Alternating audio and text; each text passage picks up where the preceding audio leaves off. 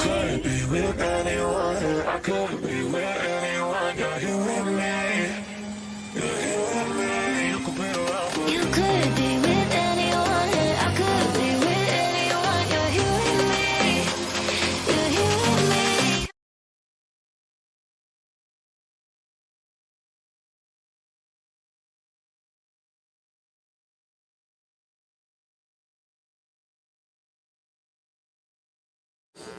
Hey people, what's going on? It's James from My Take on Reality. I had a little technical difficulty. I was talking, nobody was listening. If you guys can hear me, go ahead and drop a one in the chat so that way I can be sure that you guys can hear what I'm saying. Hear what I'm saying. I'll give a few moments to let that happen. Hopefully everybody's having an awesome day. Thank you so much, Rosemond Harris. Very excited about moving into some of our new format.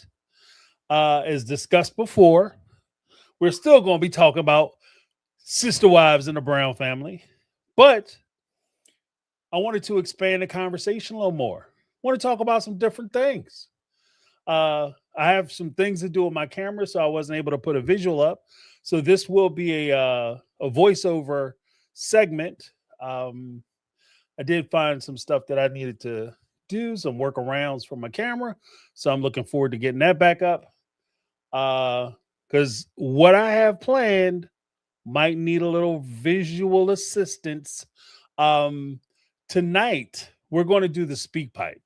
So, again, if you guys want to leave a message on SpeakPipe, you're more than welcome to leave a message about SpeakPipe, talking about whatever it is I talk about on the show, or whether it's sister wives or any of the other topics that I bring up. Or if you want to talk about something else, just leave a message for it. We can talk about it. That's how we're going to kind of do it moving forward. In addition, we didn't get a whole lot of speak pipes this week.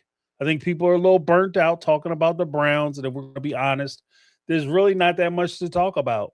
They don't have a whole lot going on. It's kind of is what it is. So what I did was I'm going to I pulled some things from TikTok that I thought were interesting. And I figured we could have a little conversation about some of these topics, get a little reaction. So that way we're going to expand the common sense, the common sense theme that we try to run with the Brown family. We're going to expand it out to other things as well. Because, I mean, if we're going to play it, like, we're going to be honest about it. A lot of the stuff that happens on the Brown family with the sister wives, shit, a lot of it is very rudimentary, basic stuff that's not really that hard. If you understand the players, you understand the motivations. It's not hard to see a lot of the things that are going on within the family, why the family's not working out, et cetera, et cetera. Thank you so much, Lori. Appreciate it. Thank you, Wendy. So I'll give a few more moments for people to be able to jump in. Jaco Bissett, what's going on? Sale, hey, what's happening? What's happening? Karen, Rosemond in the house. Yeah, so we'll be doing that, and hopefully, and then eventually, like, what I want to do is if I do those bigger segments, I might be able to cut them down and put them on the My Take channel, and then just do the lives on the My Take Live channel, and let that be that. Let it speak for itself. But like I said, with Sister Wives, the Brown family, I'm kind of at a point now where I'm over it. Yeah, so this is kind of where we are. Sale, what's going on? All right, so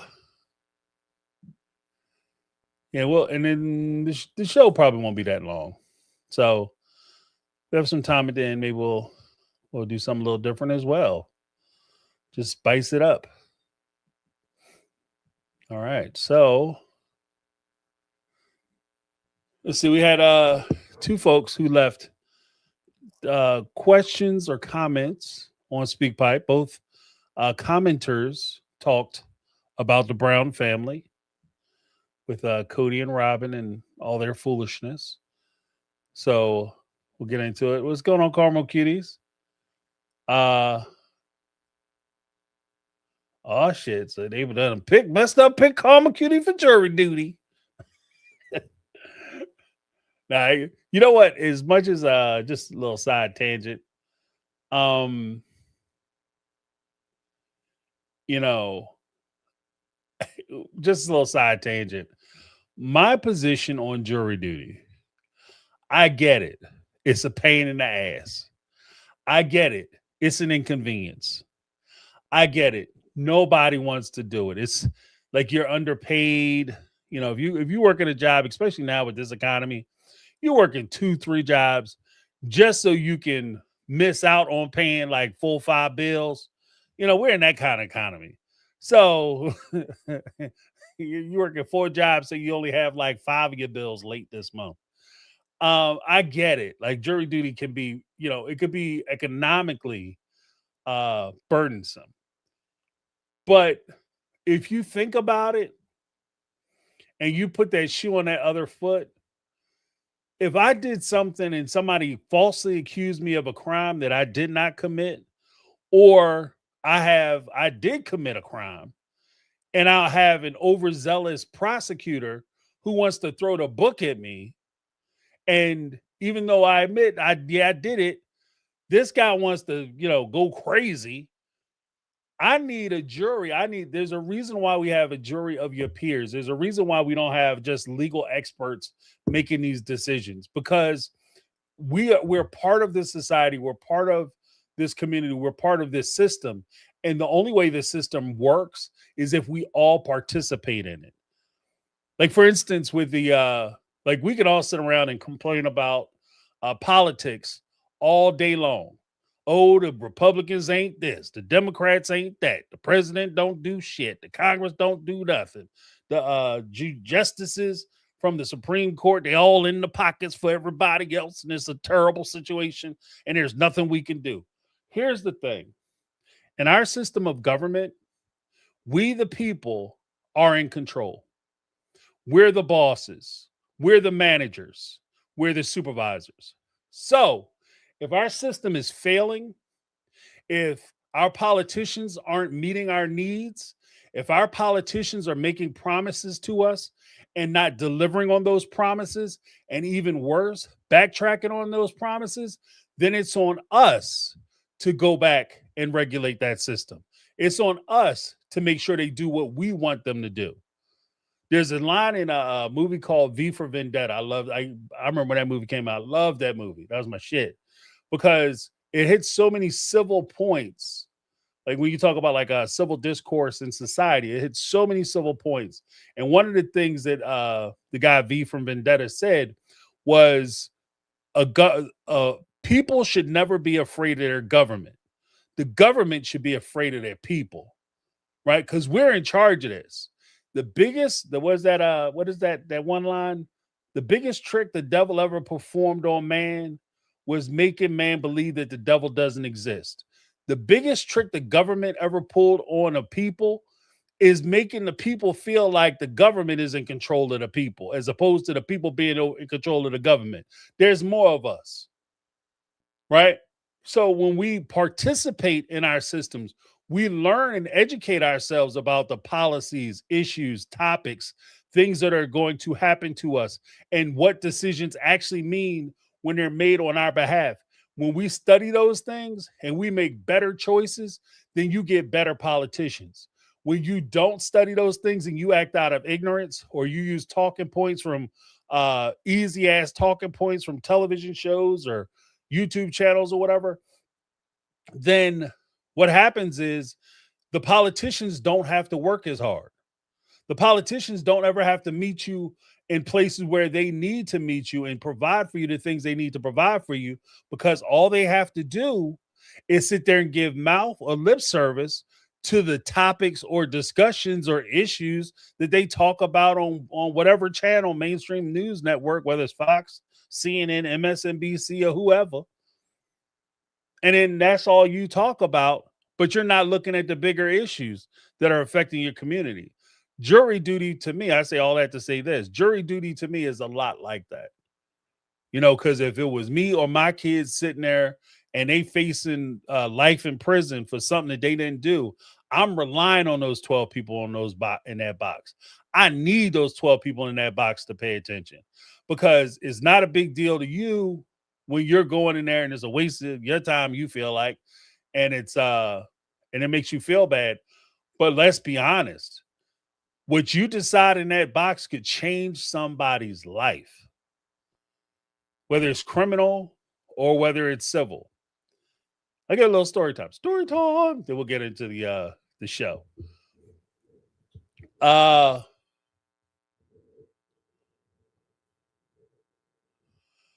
If I remember when I was coming out of college, right?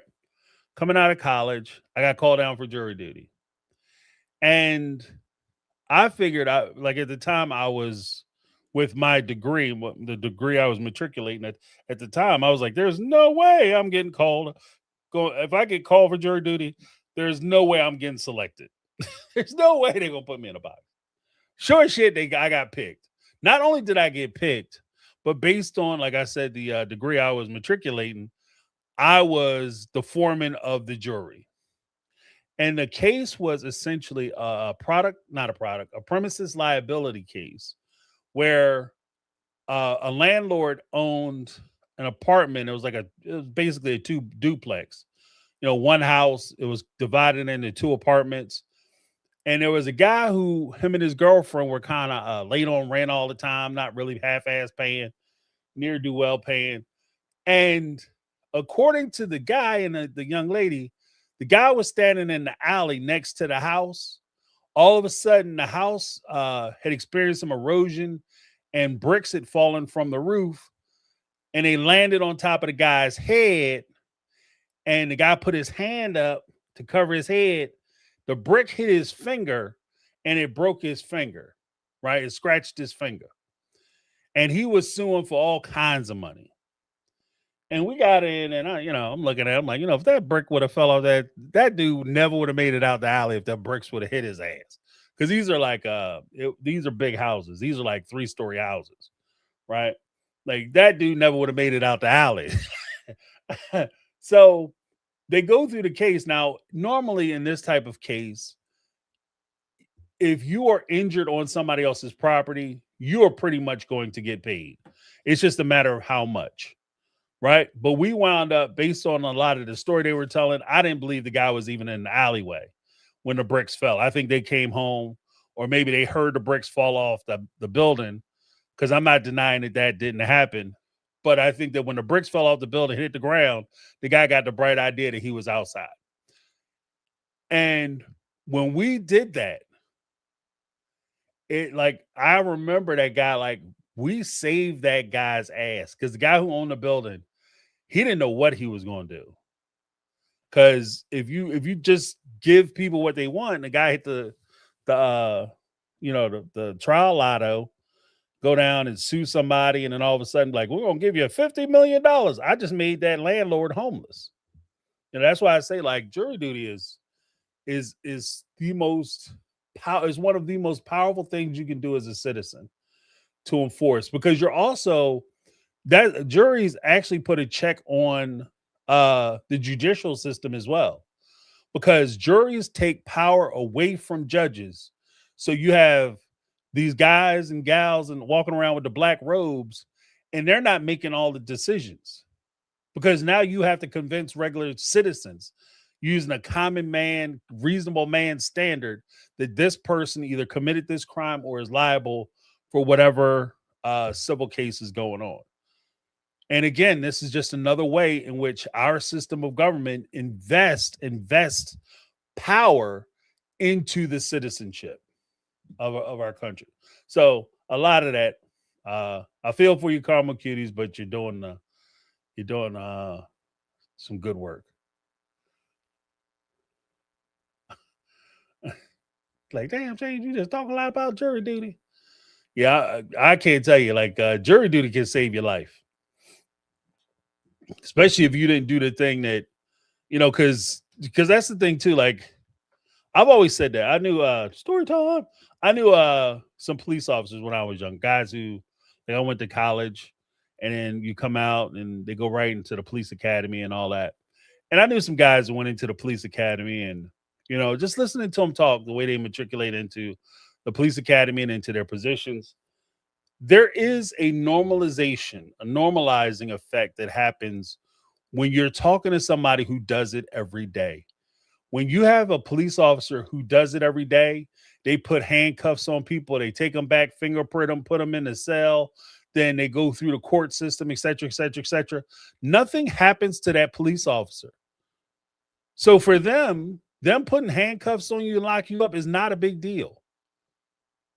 Some people, they would break down into a blubbering mess if they were ever handcuffed and put in the back of a squad car just so the police officer could run their license.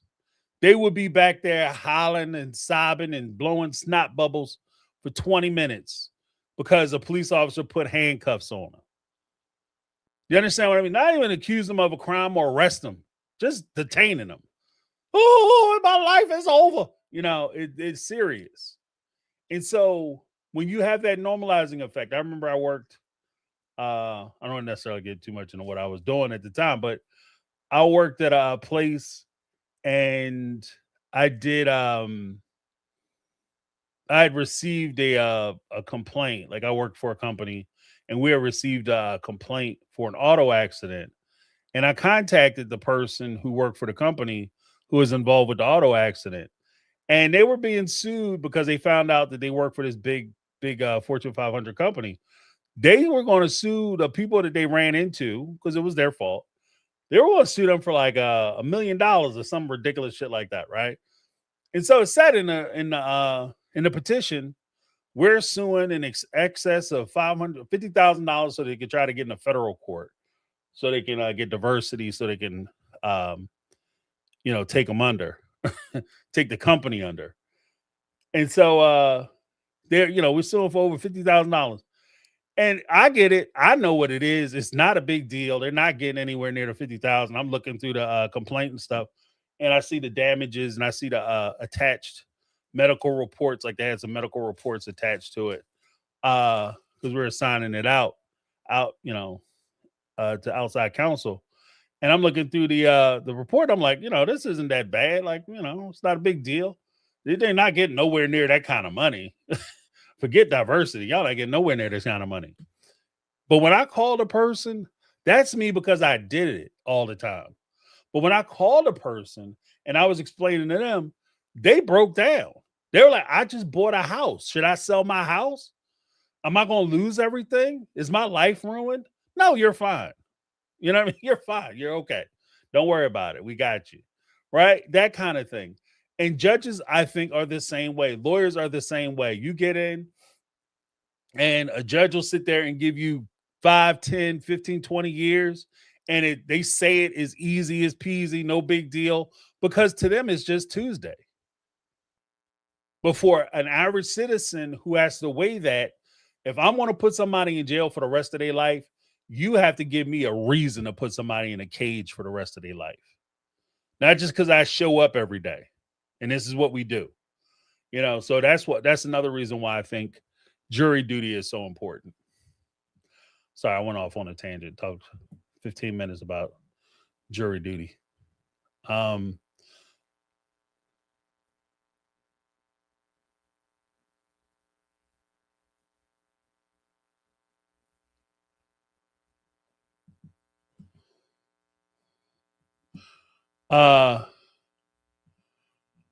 Yeah, but let's get into the like I said, we have some good stuff tonight.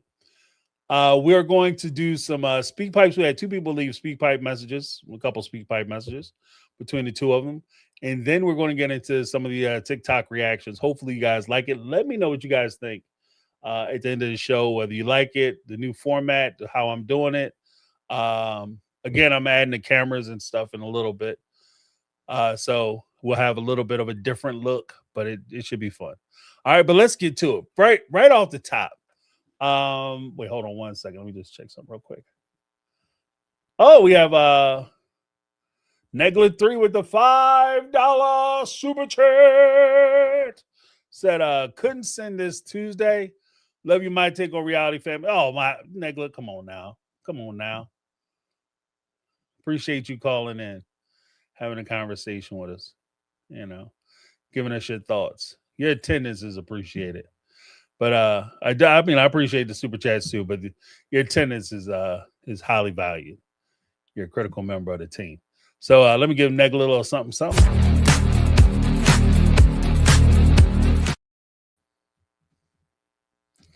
Hey, my music was crazy, y'all. Y'all ain't gonna believe this. This shit was bumping. Discotheque. We had Negla 3 who gifted one My Take on Reality membership. Make sure you guys check us out on Saturday. I'm in all the days. That's how you know you're getting old. You be calling your kids and you call them everything but they name. You know what I mean? Call them your cousin you ain't seen in 5 years. Look here, Mary Lou. You know who the hell you are. Stop playing with me. Stop looking at your daddy funny. You know I'm talking to, especially when you get pissed.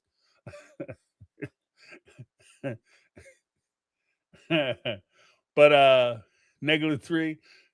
Make sure you guys check us out on Saturday. We run the members show. Turn the mic over, let the members take the helm and guide us through some of the conversations. Conversation goes where it goes. It is what it is. But it's a lot of fun. It's very informative because we talk about, like I said, kind of even what we're doing tonight. We talk, our conversations span beyond just the realm of sister wives and what's happening with the Brown family. Like we've talked about everything. We talked about childhood trauma. We've talked about medical differences between being in different countries. What even like the differences. Like I learned a lot between like obviously the medical coverages that you have here in America versus the medical coverages, the universal health care that you have in Canada. And even in Canada, the difference in their territories on how they cover certain things and what their expectation is. And it's always interesting to hear people's different perspective because that's what it's about, listening and trying to understand other people's experiences so that way, hopefully, again, as managers, we take that information and just decide how we're going to implement a thing, if we're going to implement a thing, and if we're going to proceed with it, what's the best way to do it? Instead of just relying on somebody sitting there saying, no, no, no, no, no, no, no, call it a name, and then just want to stop the conversation. But thank you so much, Negla. I appreciate you.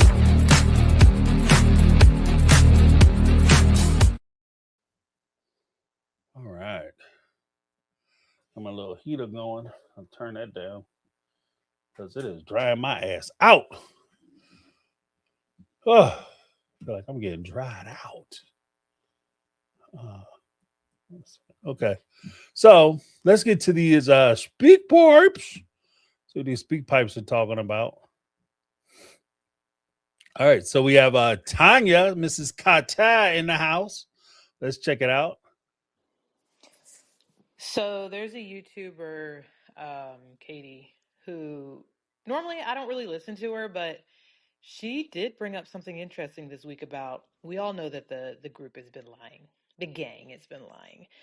But they've been really lying about Robin and how long they've known Robin. We knew that how her and Cody met was a lie. But apparently they've known Robin since Robin was like a little kid. You can join the youth group in the AUB at 12, and apparently they've known Robin since then. I'm not saying Cody was looking at Robin around that time, but there is a season where Mary's talking about, I don't know why Cody's acting like me and him didn't start this family. Robin would have only been 12 at the time, and he's just erasing the fact that he and I started it. And I did always kind of think, like, why would she bring that up? I mean, I know Robin's a lot younger, but why bring up that she was 12 at the time?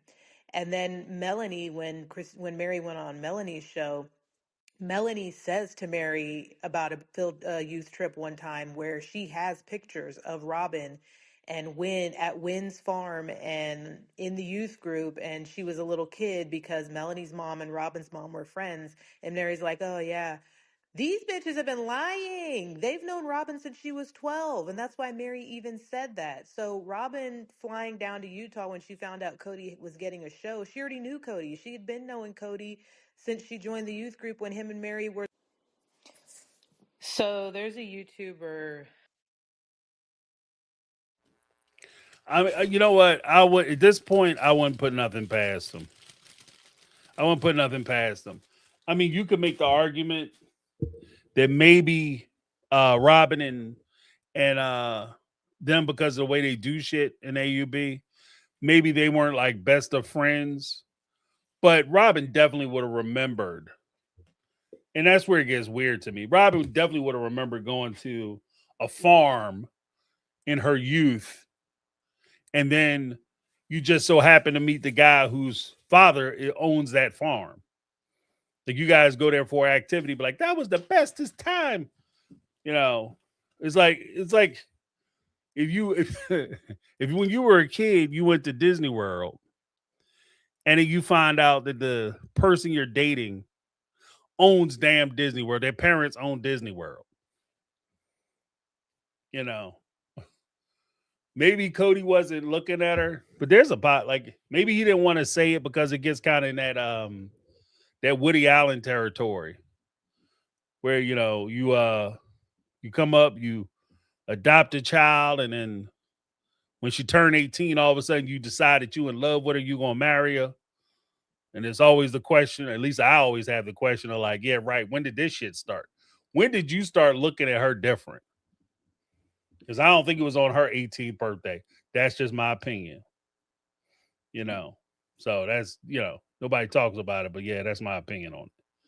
So if the fact that Robin might have been very young and Cody was kind of eyeballing her, there's also the possibility that if Robin was very young and he thought she was attractive, he might have always kind of held a fire for her. And I think that would also be in line with why he pursues her, chases her, and even prefers her the way he does. Is because if he was somebody who she was always kind of like, oh yeah, man, she's fine as shit. She's fine as hell. Da da da. And then all of a sudden she becomes available and you wind up dating her later. It's kind of like a bucket list thing almost. It's weird. Like a sexual bucket list. Like you got the one that you always kind of wanted. And it becomes a point of pride. So just saying, like, I'm not gonna rule it out. Like it at this point, like I was saying before, with so much of this sister wives stuff, I guess ultimately it doesn't matter. But I'm about good points though. That's a damn good point. It's a damn good point. Good observation. Here go Tanya Carter part 2. When him and Mary were leading the youth group. So this would mean that when him and Mary were like the youth group, leaders and sweethearts and whatever, they knew Robin. They knew the little 12-year-olds coming into the youth group and had to mentor them and stuff. So they knew Robin. I don't think they were interested in Robin and bringing her in, even though, if you remember, Cody was interested in a 16-year-old when he was 19. So if Robin had been a little older at the time, maybe, but Robin was a gold digger. So she was going for Preston, I'm assuming because he was a part of the Allred family and was kind of big noise, and she wanted to be big in the AUB, and then that didn't really pan out for her. And then she heard Cody was getting a show, and so she ran back to Utah to jump into that family. But they've been lying to us from day one. They knew who Robin was from The Devil Was a Child, and all of them were children. They knew who Robin was, and this whole thing was a damn setup. So I don't know. I always try and find a reason to not think that Robin is the villain. And now I'm kind of feeling like, man, y'all all knew what it was. Robin just played the game better. I've always said that. You knew what it was. Yeah, well, you know what? And When him and like Mary were leading. one of the things that, because I've said that too. And I get people's frustration. James, this ain't no damn game. I get it. But if you step back and you look at the raw nature of what Robin did in this family, the raw, rugged, naked truth, what she did was she looked out for her kids. She advocated for her kids. Now, the problem that you could have in that issue, in that sentence, is she promised to look out for all the kids. Like she gave her word that she would look after and value and treat those other children like they were her kids. But for that fact, but for that promise, you could make the argument that Robin did what she was supposed to do. If she's looking out for her kids and she said, look, I don't give a damn what's going on. We have limited resources, limited assets. We have limited opportunities. I'm making sure my kids are getting everything that they need. And, I'm going to get mines. You better get yours. If they all went into it with that same understanding and there were no promises that we were actually going to look out for each other, then Robin did what she was supposed to do. And at the same time, and this is where it gets dangerous. This is what I was saying on Tuesday when I was talking about that first point where I said, what did Sister Wives teach us? What Sister Wives taught us was that if I wanted to run down the rabbit hole, this is along the same line, the same path as this is the way they were raised, this is their culture, et cetera, et cetera, et cetera. If I ran down that same path, then I could legitimately make the argument, and I think I could do a pretty good job at it. Make the argument that Robin saying and insisting that Cody be a part of her kids' lives is not a bad thing. Robin saying to the father of her children, you're going to participate in my kids' life. You're going to be an active father and partner with my kids. And I'm going to hold that standard to you. I don't think anybody on its face, I don't think anybody would criticize Robin for doing that. For telling a man, for a mom, a single mom, or even an attached mom to say to her husband or partner or whatever, you're going to be involved with my kids. Get in, get on, or get out and keep it pushing. But we're not going to do this. You come over every now and again and you just dismiss them and blow them off. No, you're going to be involved with my kids. My kids are going to have the things that they need. They're going to have those experiences when they're young with their dad. They're going to have those family experiences with their parents. And that's what we're going to do. And you can, in that same line, you can make the argument that Christine and Mary Janelle should have been doing the same damn thing. They should have been doing the same thing.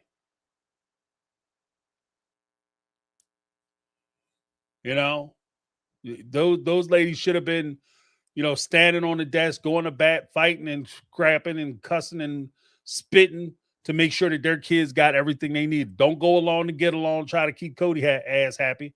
You make sure that Cody doing what he need to do for your kids because that's your responsibility. If you look at it that way, then it becomes I see what Tanya's trying to say. Like it becomes a little different.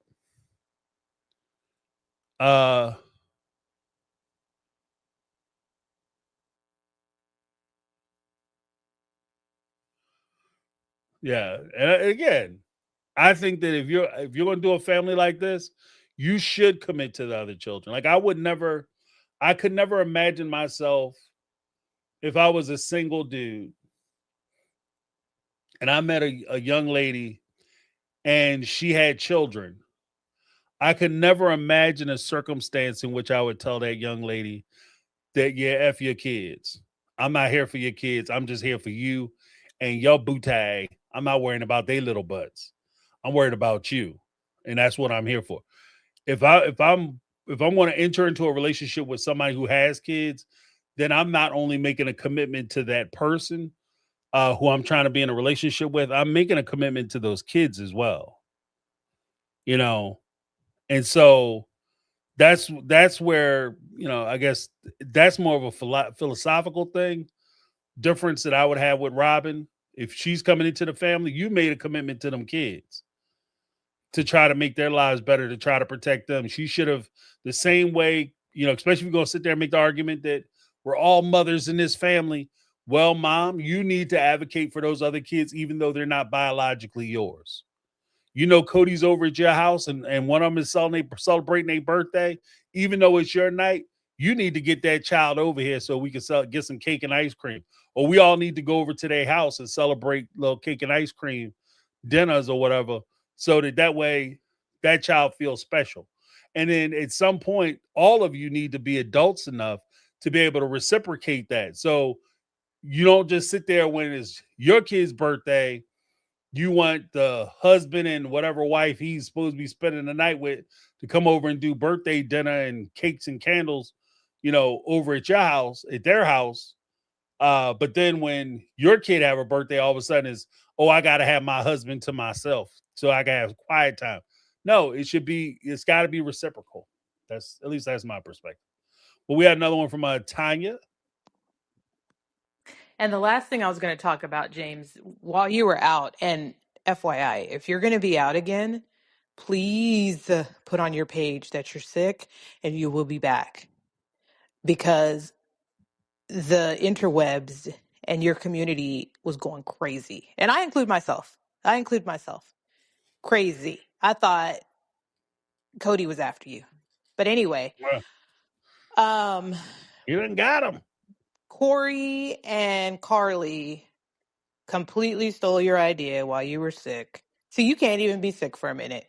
People are all up on your channel, just biting all your ideas. The idea that you were the one when they brought up the catfish that was like, and your community was sending you the book. And you were like, you know what? Maybe I'll go through the book. We'll chop it up because I read it and it looks like, the catfish is crazy and there's more to it, and not to excuse Mary, but we should probably chop it up. Okay. Well, while you were sick, Corey and Carly did exactly what you were going to do. And I've been listening to it and it's kind of funny, but I would still love you to do it because I just like your perspective and your take on things more. But I understand, if now you don't want to do it. But I want it to be noted that James of My Take on Reality came up with the idea to go through the catfish book, not to. Oh, she got cut off. Yeah. I don't know. Maybe I'll still do it. I might still do it. But it's just like, I don't want to make fun of the fact that or embarrass Mary, because this is something that she's obviously finding humiliating. And I think that it's bad that they keep rolling the shit out to humiliate her and make her feel bad. But I think that it's definitely something. So, because we got to, I'll tell you, I take what you say to heart, and I listen to you. I believe you, because my wife says the same shit. But you get way too much shit, James. You got a big ass mouth. That's your damn problem. But there's some things I want to say about the whole catfish incident. And like I said, I want to look at it in a more complete way, not just how it is a point of humiliation for Mary and why Mary should be embarrassed and why she should be ashamed of herself. I think there's so much more there that we could actually talk about when it comes to that. Because Mary is, yeah, I'm not going to say too much about it, but it's like how Mary fell into the catfish situation. I understand why she fell into it. And not only do I understand how she fell into it, I think that many of us, if not all of us, are subject to the same situation. No matter how proud we feel like we are or how above it we feel like we are, given the right circumstances, we could find ourselves in the exact same situation as Mary. Maybe it's not the romantic part, but there's a lot of ways to get catfished, y'all. A lot of times we just put it on romantic stuff. We do. I know I do. But there's a lot of ways that you can get catfish, and I think we need to explore that. And what is this? Wendy said, James, Mary is crying all the way to the bank. You're not embarrassed to anyone who chooses to be on TV for 20 plus seasons.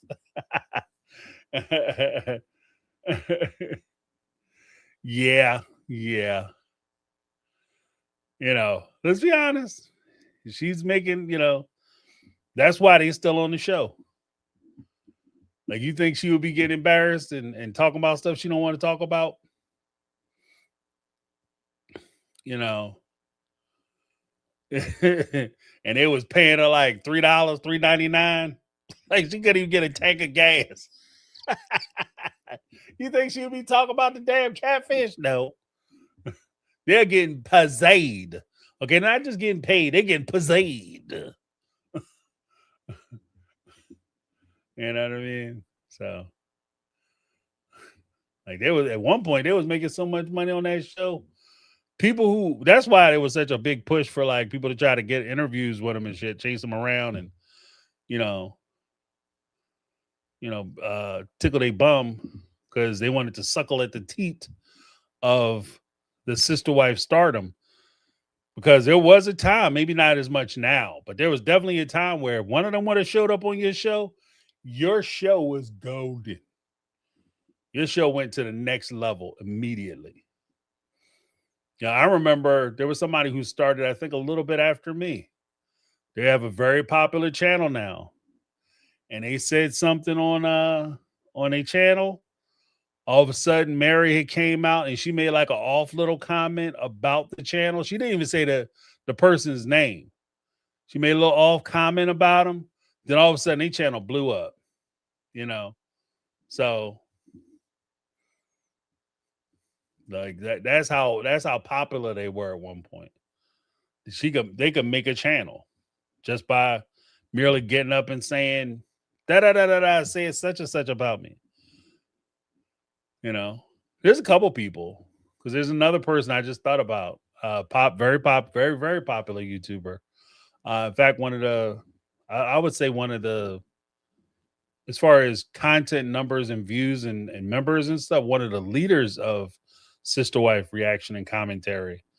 Uh, Part of the reason why their show is so popular, I think, they do a lot of work. I'm not dismissing that or diminishing that, but I think that part of the reason why the show is so popular is because they've had a few instances where uh, Cody and them have come out against them and said some things about it. So, just saying.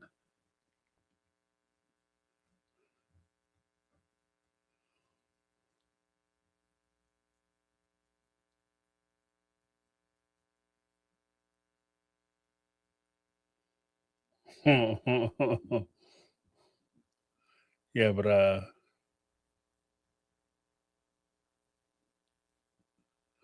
this is not only are the cats going to the bank, all the podcasters are going to the bank. They will never let Mary pass in the past be in the past. Well, I mean, I think part of the reason why I'm not going to the bank, I wish I was, but I think that the reason why it keeps getting brought up is especially as heavily as it is, and there's so much focus on it, is because of lazy production and the unwillingness of the cast to explore any new ideas or issues. They don't have anything else to talk about. Like if you think about it, the three things you really talked about during last season, the apology tour, Coyote Pass, Coyote Pass extended into the backdoor deal, and then they brought up the catfish. If they actually had a real season, those three issues probably wouldn't even been brought up. Maybe the backdoor deal with the Coyote Pass, maybe. But if they actually had a show and they were actually talking about shit, they wouldn't even like the catfish. Like I said, I mean, how mad can I really be at Mary about the catfish thing? That was like 10, 15 years ago with a man that she's been divorced from for at least like the same amount of time, if not longer. Like what?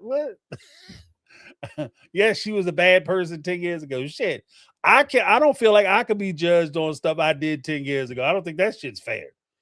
10 years ago, you said some things that hurt my feelings. Get over it. What are you talking about? It was 10 years ago. You don't even mess with me anymore. We're not interacting with each other. It's not like it's a constant reminder of something that I did to you or how I ran afoul to you.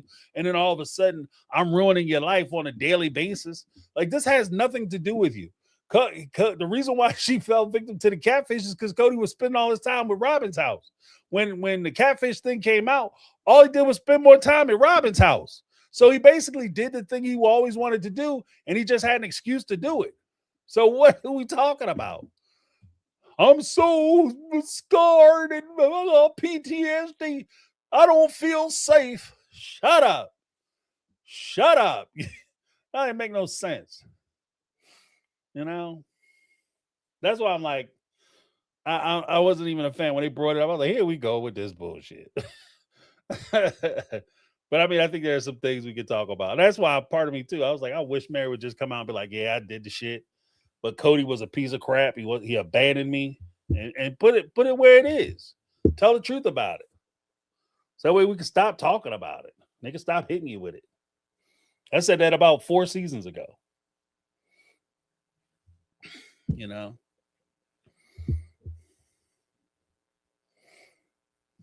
Yeah, Sale said when they talk about last season, I blanked, didn't remember a thing because it was that forgettable. A vacant lot and a catfish carcass. Yeah, yeah. This is also the season we met Brody. Who gives a shit? Like, well, she got a boyfriend. Okay, you know.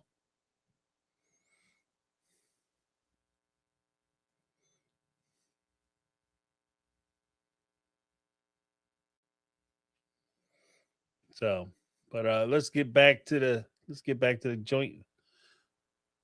We have Ann part one. Hi, James. This is Ann. Giving my quick take on Sister Wives. I watched your show on Tuesday, and you asked, "What have we learned about polygamy?" I believe that was your question. And from the Yep. Brown family, I've learned that they are just like the other polygamous families. As much as they try to differentiate themselves from people like Warren Jeffs and other polygamous groups that we've known about and from the news, with a negative light, well, we've watched them be abused all of the 20 seasons that they've been on TV. We've watched the women be pitted against each other. We've watched the kids be pitted against each other. And we've watched how polygamy stunts each and every one of these women and children negatively mentally. We've watched how they've deteriorated mentally. We saw one of their children, unfortunately, take his life. And nothing about polygamy to me seems, no matter what organization or what family you're a part of, nothing about it seems positive. It's all centered around the man and getting off whatever his sick fantasies are. And the women sit back and fight amongst each other to get his approval, and same with the children. The children now that are adults and even truly that's still a minor, they're seeking Cody's approval and he doesn't even give a damn. Mm, mm, mm. Yeah, you know what? I'm gonna go to Ann too, and then we're gonna circle back. As a matter of fact, let me address it right now. Uh, I agree. When we talk about what we've learned and the takeaways from polygamy, I 100% agree that the way it came off by the end of the series, they desperately tried to make it seem that they were different, separate, and apart from like groups like Warren Jeff, the FLDS, the Kingston group, so on and so forth. But what we found was the abuses were still there. They were just far more subtle.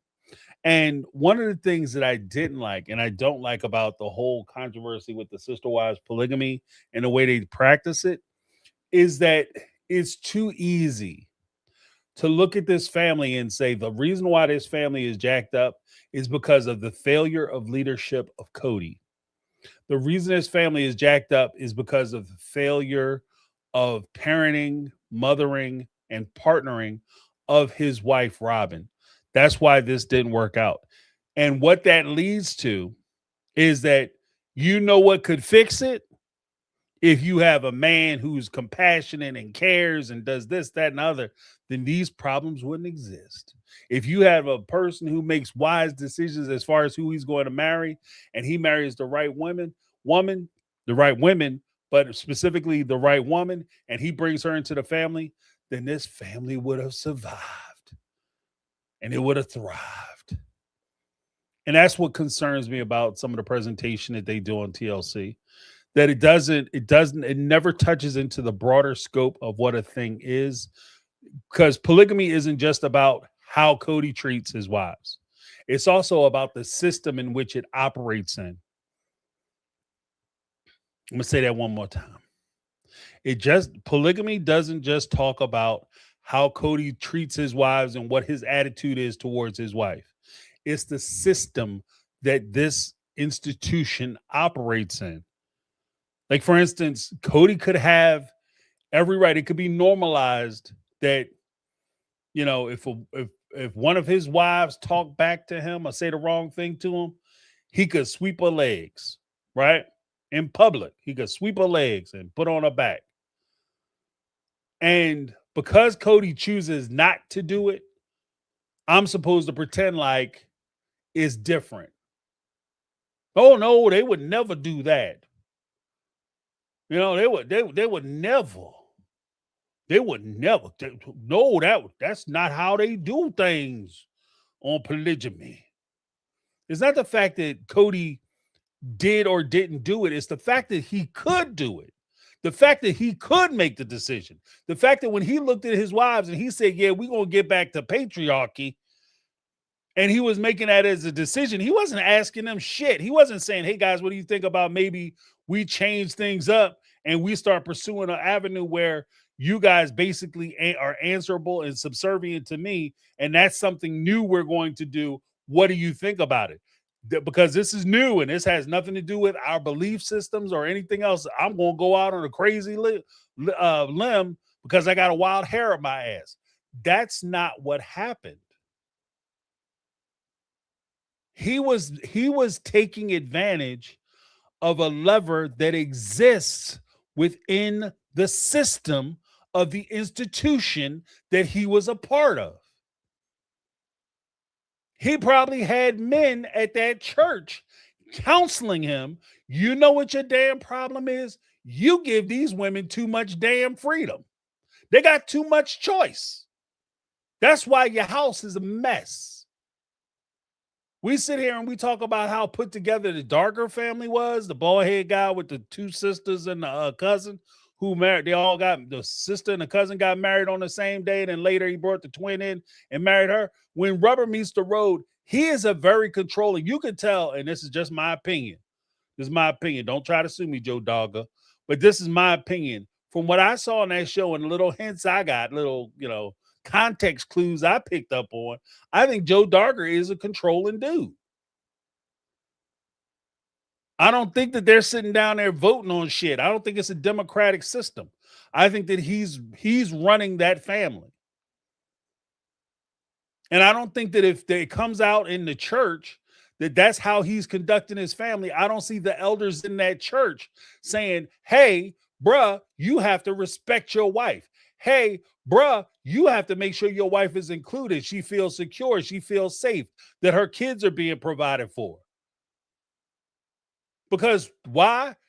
Because that's the institution. And just because you don't take advantage of the advantages you have within the institution doesn't mean that the institution is somehow different, improved, or is operating at a higher intellectual capacity than it was before. No, it's still the same shit. The only difference is that it's just being wrapped up and packaged in a different way to make it more acceptable to the masses.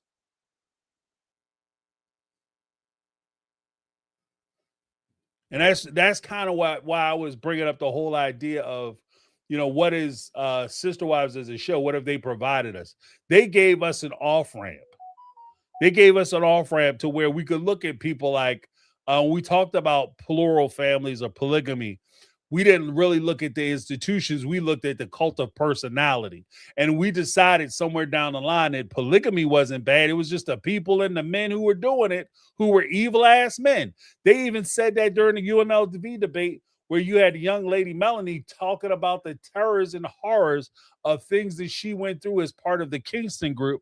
And you had Christine, especially, sitting on the couch crying, talking about, I didn't realize that there was evil men like this, that men could be so evil, when they were doing the same shit in the AUB. They're doing the exact same thing in the AUB. Maybe they weren't marrying their cousins right off the rip, but the abuses and stuff, her mama left the family because of like how she was being treated.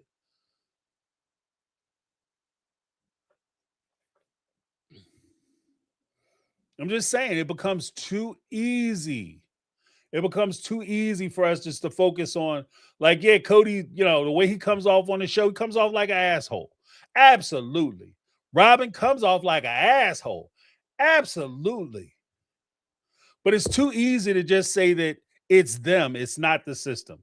The system gives them the ability to do half the shit that they were doing.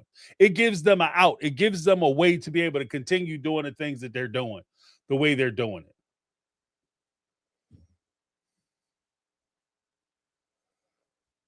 You know? It was this Karma Cuties. What I cannot stand is a mofo who stays stuck in a victim mentality. Like a lot of what Mary was going through with Cody, she did it to her damn self. Cody ain't innocent, but he was real with her in her face. Yeah. He said, "What's that on your chin?" I don't know. 5 fingers to the face. Yeah, because he was, yeah. Because I don't give a shit. She was like, he was real good in private. Look, you can't, I don't give a shit what you do to me in private. I mean, we could be tearing it down in private. But when we get in public and you cussing me out, making me look bad and, calling me names and shit, trying to embarrass and humiliate me. Yeah, we can't do that. You know what I mean? Come on, James. I'm going to roll them toes up. Nah, baby. No. You got me looking like a sucker out here. Because do I think Cody was going back talking shit to her, different stuff? Yeah, behind closed doors. But then when you get me out in public, you want to humiliate me? Nah. I'm good. And I know somebody, James, you don't understand how it works in these communities. I get it. And let's be honest. Part of the trapping is that, as the sister wives and the OG3 have said many, many times before, it's not just in polygamy that this stuff happens. It happens in monogamy too. You have somebody who'll be nice to you in public or nice to you in private and loving, caring, concerned, romantic. They bring home flowers. They tell you how pretty you are and blah, blah, blah. But then when you get out in front of two people, all of a sudden you the dumbest thing since you dumb as a damn submarine with screen doors. You just don't make sense. And then you're the butt of the joke.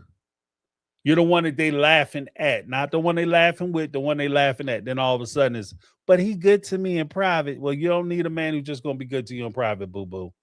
I don't care what the church tell you. I don't care what your people tell you. I don't care how you grew up. You don't need somebody who's only going to be nice to you when nobody's around to see them, mistreat you. But when you show up to a crowd, you're a prop for their amusement. Bump that. But let's get to this last SpeakPipe, and we're gonna move on to the TikTok reactions. Got some beaters. Let's go and two. Hi, James. This is Ann. Quick Sister Wives Part 2 is, I know you talked about topics of what can be discussed. And one of the things that I was thinking about, especially what just came across the news with Rihanna and her house being shot up by a deranged fan hater, and how much, sometimes fans or haters of a particular celebrity can go too far. There was a video that Peyton did not too long ago talking about fans have coming up to him and saying that they hate his father. I think McKelty has said the same thing, that fans have, she's seen fans and they've talked about how they don't like her father or his particular mother in the family. And that can be a little bit too much. So fans who go too far, there's no reason why you should be shooting up anyone's home. There's no reason why you should be approaching people's kids or just them in general if you're going to be negative. Now, if they approach you, then it is what it is. But approaching other people's kids, I think that's going too far. And also, I see McKelty just said that with her little wrap up, that Cody is still not in communication with any of his kids. So that can't be a topic for the next season if it does air. But that's just my quick take. Oh, yeah, I agree. I agree. And even when it came out about Janelle and that whole thing, my chief concern, I get it. People are upset about stuff. They get said. They have people they trying to protect. Look, I don't want none of y'all going to jail behind somebody else's bullshit. All right, because it's not worth it. You know, if you want to do time for your kids. Do time for your family. Doing something for your family. And like going up to like the OG 13, talking about, running Cody and Robin down. Like it doesn't matter. We're going to have how we feel about them, irregardless of whether if I'm gonna feel about them the way I feel about them. And I don't care if I was standing in the store face to face with them or whatever the case may be. I would say what I'm gonna say and have the feeling I'm gonna have. At the same time, I don't need to say that to their kids because their kids, what I think about Cody is irrelevant when it comes to the OG 13. Because those kids may have the capacity to forgive him for things that I might not ever be able to look past. You know, I just nope. I couldn't do it. But Isabel, for instance, when she talks about her dad to this day, she talks about her dad to this day. She does the tough Tony talk. I don't need my dad. Same thing with Big G's. Yeah, I don't need him. We don't need him right now. We good, you know. But even in that statement, you can see how much that shit hurt him. And you can see how much it actually affects those kids. And so who am I to jump in somewhere and start telling them that they parent ain't shit? And they need to hate their mom or hate their dad because it's just not in them. One of the things I've said a long time ago, discovery I made a long, long time ago, is that when one of the scary things is because I think my kids are good people. And one of the scary things is watching your kids who you think are good people and recognizing that they're going to have a harder time existing in this world because they are good people. They give people the benefit of the doubt. They are the first ones to try to help somebody out or do things. I remember we went on vacation with my story time. Went on vacation with my kids, my family. Went somewhere, and there was a young man. He was brought on the trip by his family, right? And he had special needs. He was handy capable, but he had severe limitations. And what his family used to do is they would go to breakfast or whatever, and they would park his ass in a chair, and he would be in one section of the dining hall or whatever, dining area, and they would go off and sit somewhere else. And I was doing some stuff, and I walked by and say hi to the young man. And I remember my daughter, she went over and she sat down. She pulled a chair out, said, "Hey, how you doing?" And she sat down with him, and she sat with that boy every day we were on vacation. And she would, whether it was breakfast, lunch, or dinner, whatever. Well, dinner we ate as a family, and we didn't see him. But for breakfast or lunch, yeah, and then she got him involved in some like activities and things like that because she's a good person, And I was very impressed with that. And it's things like that when I see that, I recognize that in a world that is so selfish and can be so cruel, that people who are good people operate from a point of disadvantage. You understand what I mean? Like it's crazy. They operate from a point of disadvantage. Because they're so willing to be giving, so willing to be open, so willing to try to be you know, decent to other people that they're easier to manipulate and take advantage of because with especially when you're dealing with somebody who doesn't have a conscience, doesn't have that gear or that part in them that make them feel shame because they were, like I said, the people, I couldn't believe that shit. Like they just dropped you off. Like, what are you doing here by yourself? Where your people at? Oh, they just doing stuff and stuff. It was, I don't know. But yeah, that shit was crazy. But it's just eh, when kids are like that, and you have, especially if we think the OG 13 are good kids, then they're going to find forgiveness in their hearts. They're going to find a way to look past the ills of their parents and try to find the good parts of their parents. They're going to not hold grudges.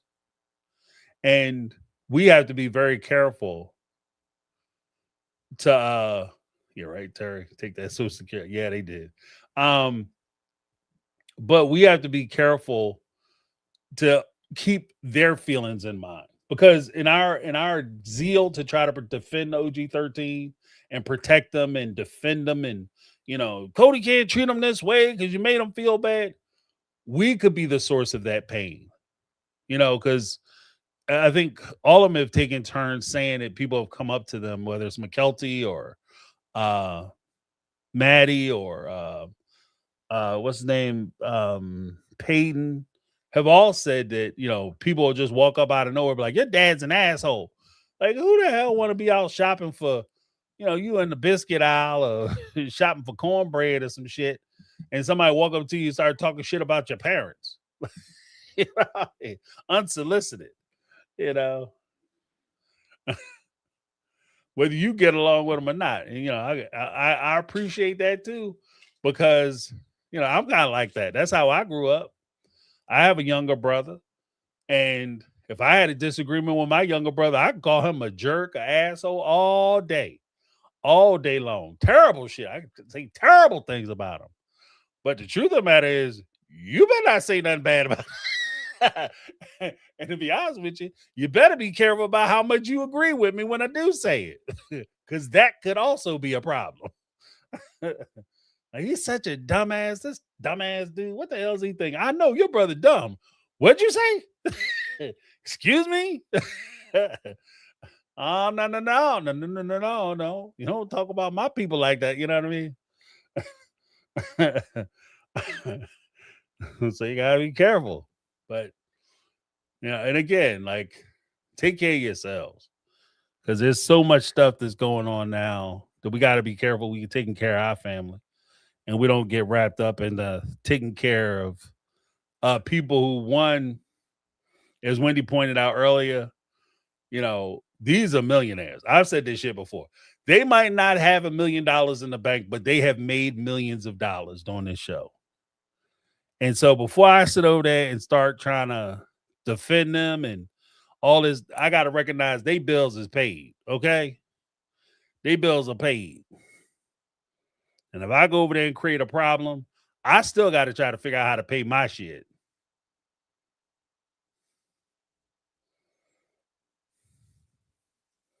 I got responsibilities. And so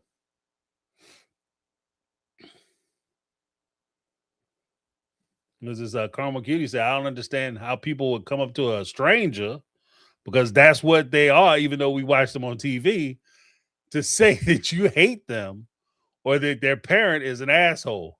What the entire hell? That's what I mean. Like, you gotta be careful what you say to people.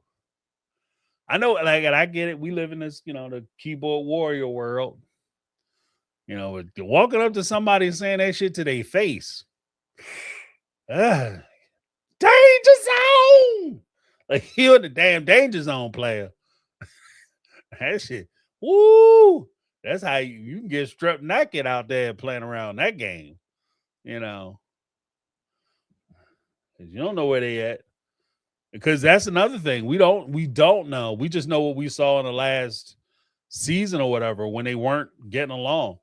You might walk up to them and be like, your dad ain't shit. And they just left having a really productive, cool meeting with their dad. Their relationship is turned around and it's better now.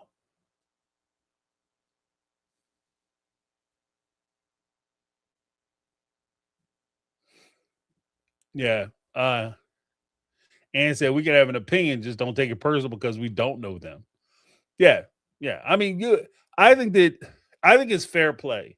And I want to be very clear about this.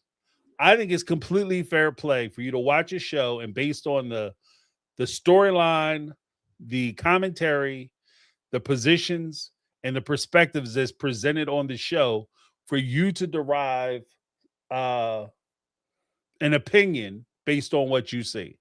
I think that's not only acceptable, I think that's pretty much what I do. Like, I'd be a hypocrite if I said I didn't do that. But I also recognize that the world don't rise and set in the crack of my ass. What I think about things, everybody don't need to know what I think about things. Right? I've used the comparison of the guy who's in the gym and there's a young lady working out and she's fit or whatever and attractive. You don't gotta walk your ass across the room and tap her on the shoulder, get her to take her headphones out and say, yeah, by the way, you look good. She didn't need you to tell her that.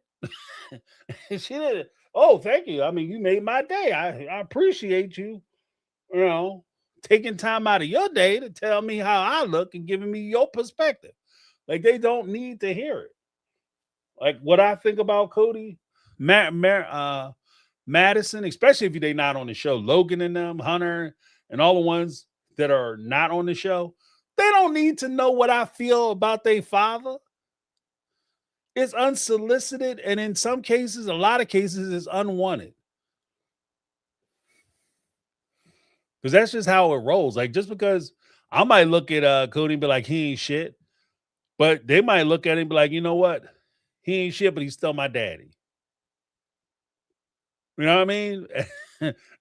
And how do I combat that? Yeah, but I mean, let me tell you all the things he didn't do as a father. Like, and I could be right all day, but it doesn't matter. Like, it's like, if we're going to stand on the fact that we're trying to protect these kids, then protect the kids, even if that means you got to protect them from yourself and from your perspectives. Because it does, like, when you say what you're going to say, does that help them? You think that Cody's an asshole, Robin's an asshole, that they mamas are assholes, they all assholes together? When you tell these kids, OG 13, that that's what you think, did you help them with your revelation? Did it improve their life in some way? Did you give them information they were unaware of? And that's, it's just kind of the do no harm thing. But let's get into some of these reactions. I don't want to go too far. Let's get into these reactions. I pulled this video because it struck me. I was like, what the shit? And we kind of talked about this before. We were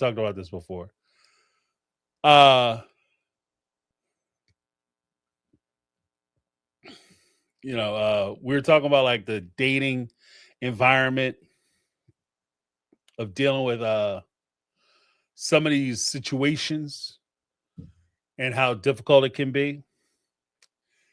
And people having pride in themselves. Let's take a listen.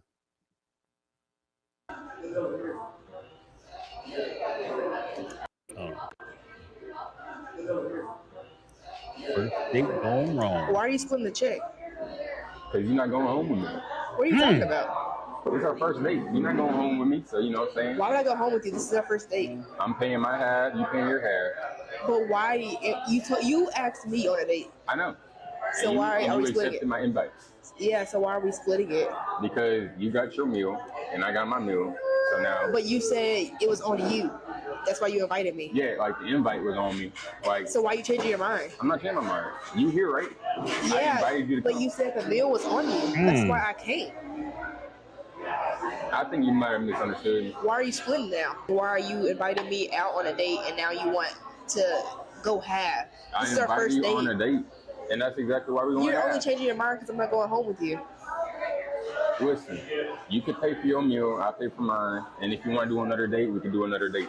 Why would I go on another? He said, "You pay for your meal, I pay for mine. If you want to go on another date, we can go on another date." Why would I do this twice? Oh, let's get back to it. Date with you, so you're really mad that I'm not going home with you. Why would I go home with you? What are we going to go to your house for? What do you want to We're go going to watch Netflix. You know that new Straw movie that came out? Why would I watch Netflix with you? We can go to the theaters. It's right next door. Thank you. I'm not understanding. You're being very, very weird. I'm being Just weird. go ahead and pay. It's only $30. I'm going to pay my half, you pay your half. It's only $30. You're being a cheapskate. I'm not being cheap. You're really about to split it. Yeah, $15. Go ahead and pay for it. Don't see. This is why you can't accept invites for men. This is why you can't accept invites from men. No. Don't put that on men. Don't put that on men. No, ma'am. No, ma'am. That is not a man thing. Look, I have a rule. And like I said, I've talked about this before. If you invite somebody somewhere, then you should pay. If you say, hey, let's go to, they're a casual dining environment, little restaurant. Chili's, I think I saw on the wrappers. If you're at a Chili's or whatever, or Outback Steakhouse or whatever the case may be, and you say, hey, let's go to this place, anywhere that you got to, especially anywhere you can order your food without pulling a number, do it by numbers, then if you're taking them out of a piece, then you have to let them know up front that they're going to be paying. That's what I think. Right? If you're dedicated to the whole we going Dutch, which is like everybody pays their own meal, then I think it's on you to say, this is how we're doing it. We're going Dutch. Right? Before they get dressed, before they get in your car, before you get to the restaurant. The one thing I will say, and I mean this shit, girlfriend, don't beg this ass clown to pay for your meal. When he tell you that especially if he come out and he tell you the truth, I'm not going to pay for your meal because you're not trying to come back to my house. You go ahead and you pay for that shit yourself. You know why you pay for it yourself? Because you don't want to owe this asshole anything. You pay for that meal yourself, and then you walk out of there with your head up, and you be thankful. You say to yourself, you know what? I had to pay $15 for my little nacho plate and the drink or whatever. I got off cheap. Because it only cost me $15 to figure out what type of person I was dealing with. And be thankful. I happily pay that, $15 bill. Like, I'd happily pay that $20, $23, $24. Right? Bill plus the tip. Happily will pay that shit. Thank you. You invite me out and try to pull some bullshit. There's also like this stupid ass thing that I see on the internet now that a lot of the young guys are going through. Because there are people I'm sure that do this. Like women are asked to go out on dates with you and try to get you to pay for food because they're not dating you. They're dating a diner or dating a restaurant. I get that shit. I get it. But I'm not going to I refuse to let social trends and social pressures change me and how I do stuff. If that's somebody who I'm interested in dating, if I invite her out, I wouldn't invite her anywhere I couldn't pay. Like I'm not trying to go, like I wouldn't invite her, especially on a first date. If I can't afford it, I'm not trying to get a couch cushion coin raid to try to figure out how I'm gonna take her to Ruth Chris or take her to someplace. If you're that pressed, you can't afford it. Right? But if you take her out and let her show her a good time. And there's a part of it that, you know, very succinctly, I think it begs the question, whatever happened to romance? Like sweeping somebody off their feet, making somebody feel special, making somebody feel like, because, bruh, let's be honest.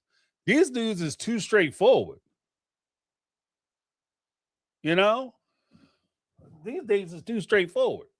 This guy's like, oh, I'll take you out to dinner.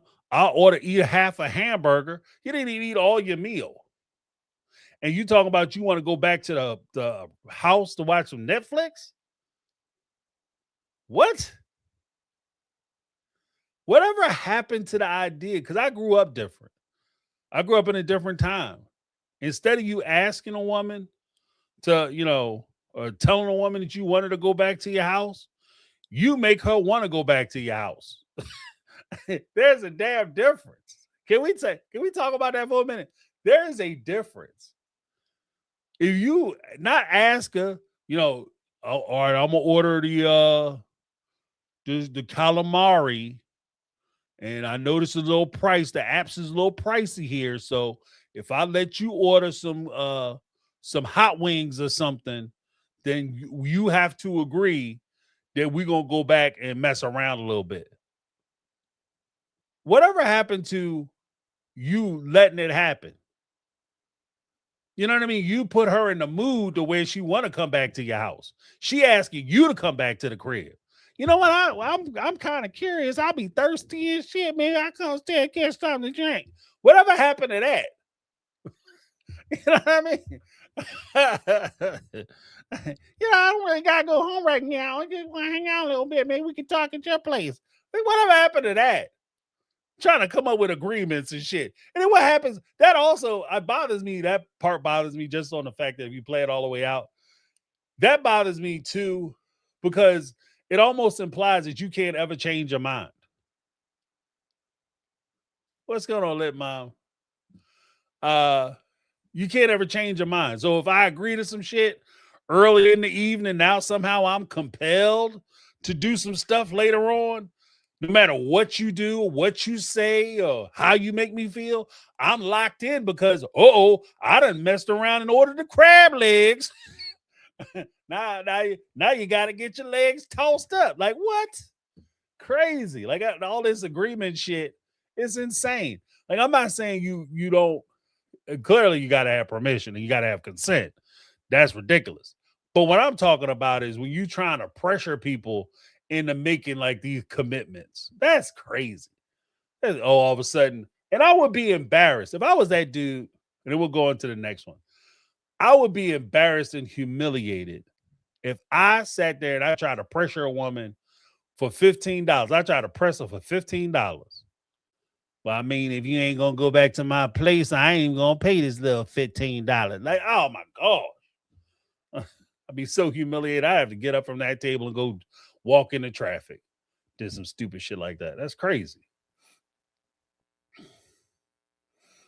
That's where I'm at, Kathy. I pay for my meal and then I go home. Pay your shit. Like, okay. Thank you. Because now, because I recognize that off the top. You say, what are some things you should look for and some red flags? To me, that's a big ass red flag. That's not only a red flag, that's a dude wearing a red outfit, dipped in red paint, waving a damn red flag on a red road. Okay? Because if he's going to do you like that on the first date, and again, this is the point where he's trying to impress you. So, yeah. I'm good. We got another one.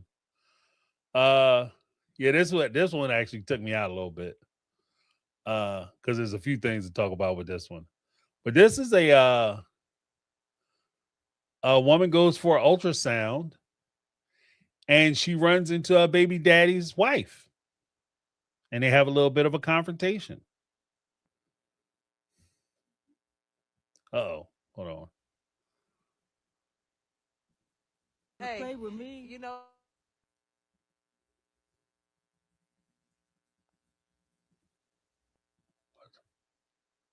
what? He was gonna put that car in your You name. know what? I'm here to get my ultrasound. I'm so excited. I don't know if I want a boy or a girl. Anyway, Is you going in now? hi. Don't I know you? From where? Mark. Mark. Yeah. Yeah, what about Mark? Oh, but you know Mark? Yeah, I know Mark. Who is Mark to you? That's my husband. What's your husband? Yeah, that's my husband. Oh, I thought I knew you, but we having a baby. Excuse me? Yes, we having a baby. You say y'all having a baby? Yes, me and Okay. Mark is having a baby. Okay, I think you probably got the wrong Mark. No, that's the right Mark. Mark Henderson.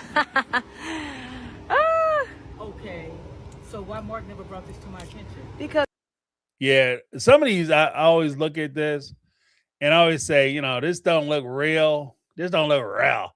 This is not how people really react. This might be put together like a TLC producer. I picked it though. I picked it because I think that, you know, I'm old school. Like I said, I'm old school. There was a movie out with Michael Douglas and Sharon Stone called I'm about to say The Deadliest Catch. That wasn't it. Damn it, Fatal Attraction. Right? And what that movie revealed, it was a horror movie. And what it was you had a guy who was a good-looking dude, young guy, you know, heartthrob at the time. He's married with kids. He started messing with this woman. Then this woman doesn't let the relationship go. She starts to assert herself. Right? And part of the reason why I think that this is relevant is the same way I approach Sister Wives, because I think a lot of that is put together too. But it's the same way I approach Sister Wives. Because when you're in these types of relationships and you are following around behind your sexual desires and things of that nature, yeah, I'm gonna go ahead and knock this off, you know, and you doing all that bullshit, what can easily happen is that you turn around and you mess with the wrong one. It's so easy for you to mess with the wrong one, because this clearly would be a setup. Like the woman coming out of the clinic. Oh no, we could say that this is a skit. Like this actually might be a skit, but this is what they used to say in them the murder 911 or not wives with knives and anything that's on ID. You know, this is a dramatization of actual events. This is how the shit go down. This is how it go down. Because you do have women who mess around with dudes who are married, and in some cases married with new babies and an entire family, and they will walk up to the wife and say shit to the wife like, oh, ain't you so-and-so? Yeah, let me tell you, because your husband has been knocking my boots this whole time, and I needed to let you know, because that way you can get out of the way. And it will blow your life up. So that's why I posted this on. But let's let it play. he's trying to find a way to leave you. Find a way to leave me. Yep. And what makes you think that he's going to leave me? Because he's with me every single night. Oh, is he? Yes. Oh. And that's the trap in the most side chicks. They always assume that the dude is right around the corner from leaving. Quick note, if a man is going to leave his wife, he would have already left his wife. He ain't sitting around waiting for what he waiting for. The situation is going to improve in 5, 6, 7 years or in 2 months. It's not like it's going to hurt her next. You know, if I break up with her and I leave her for you, it's not going to be so bad around Christmas, you know, because I'm going to give her a nice present. And then when I leave, she's going to be so overwhelmed with all the nice gifts I gave her, she not even going to recognize I'm gone. That's not a thing. That is not a thing. What's going to happen is they all look, it's between I'm going to leave my wife, I'm going to leave my husband, and another consistency you always hear in these situations, just facts. Nobody who is cheating on their wife or their husband is in a happy relationship. There's not one person who comes out like, yeah, you know what? My wife is the shit. She's awesome. She's an amazing person. She fulfills all my needs. She supports me 100%. I'm going to be a super duper asshole, double ply asshole. I want to cheat on her and abandon her and betray her. But even though she's the shit, she's doing everything to make the relationship work, and I'm about to destroy it. Nobody has ever said that. Everybody who cheats is cheating because their relationship is on the rocks. It's about to break up. She don't understand me no more. She don't sleep with me like she used to. There's all kinds of problems. Oh, speaking of sex, I mean, I haven't slept with her in months, if not years. Nobody say, yeah, she turned my ass out this morning. She turned me out like a t-shirt. This morning, before I came on this date, oh yeah, boy, she had, man. Let me tell you about this woman. Nobody says that. So you have people who will walk into these situations thinking that they coming in armed, fully loaded, and they telling these wives that their husband is about to leave them. And they on the way out. I'm letting you know. He about to leave your ass. Because he loved me. We love each other. What we have is special. I'm going to let this play. Okay, are you sure? I'm positive. Okay, I'm gonna probably need to call Mark about Well, you need to call Mark. Okay, and if he is with you every single night, I bet you he's with you for your money. No, he take your money and he give it to me, baby. You see that white Benz over there? He bought that for me last year. Oh, I don't think so. Ma'am, can you not walk up on me? I don't think so. Can you not walk up on me, ma'am? So. Ma'am, can No, you I not don't walk? think so. I think so. You want to play with me, I young think so. lady. I don't think he want to Hey, play with me. you know what? He was gonna put that car in your name. You know what? He was gonna put that car in your You name. know what? I'm gonna give you a pass. Give me a pass, I'm baby. gonna give you a pass because I'm not gonna even act ignorant out I don't know if I'm having a boy or a girl, but whatever I have, I will let you know next time I see you. Okay? Whoa. Look. People, James, this is probably fake. It probably is fake. It does kind of hit me as fake too. But I'm going to tell you, I've seen more than my fair share of people doing dumb shit like this. That's why I included it.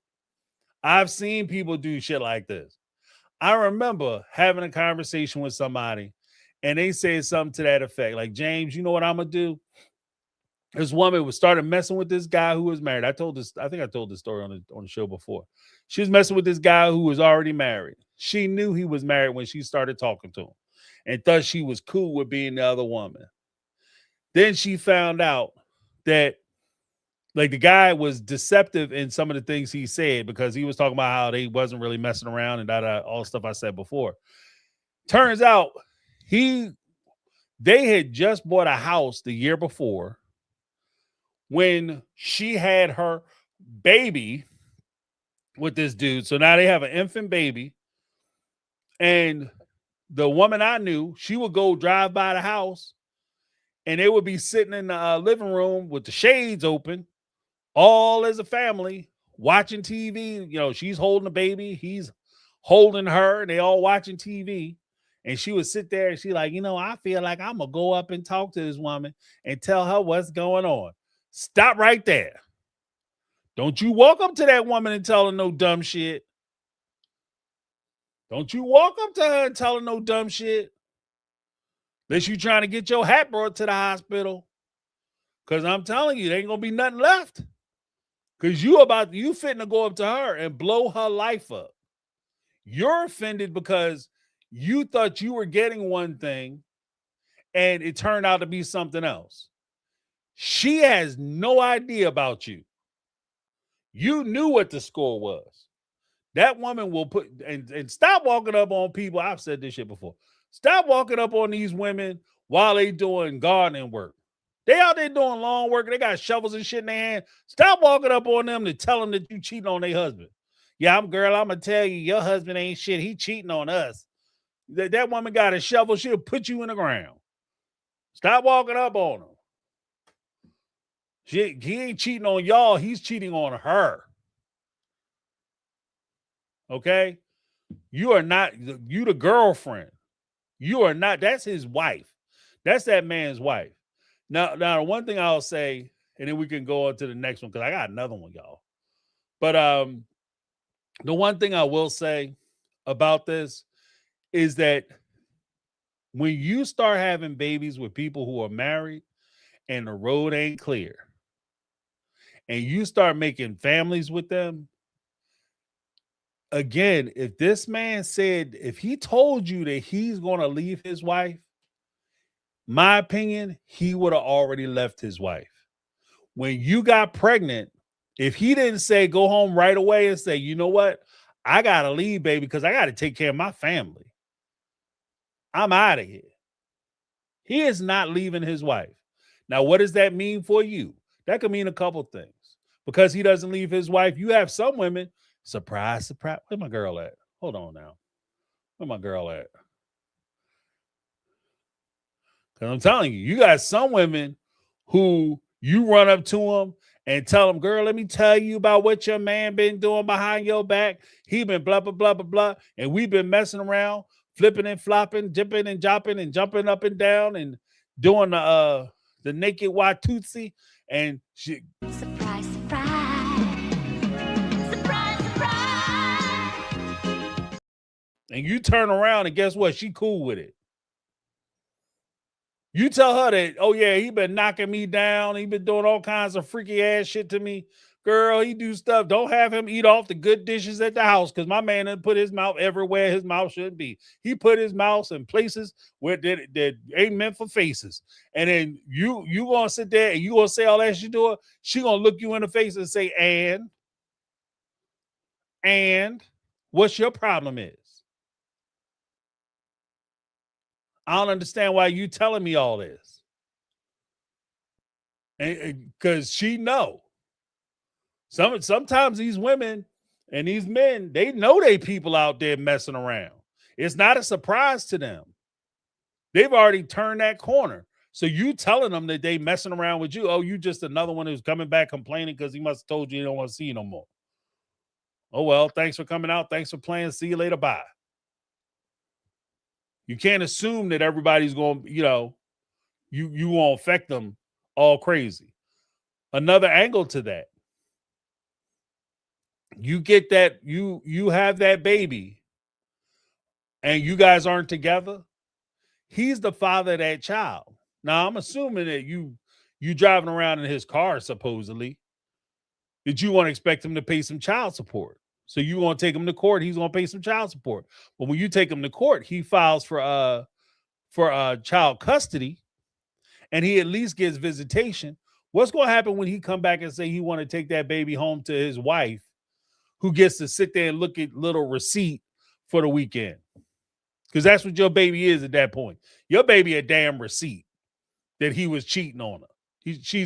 He or she is a walking, living, breathing receipt of the fact of her husband infidelity. And you gonna send that reminder over there to her house every other weekend?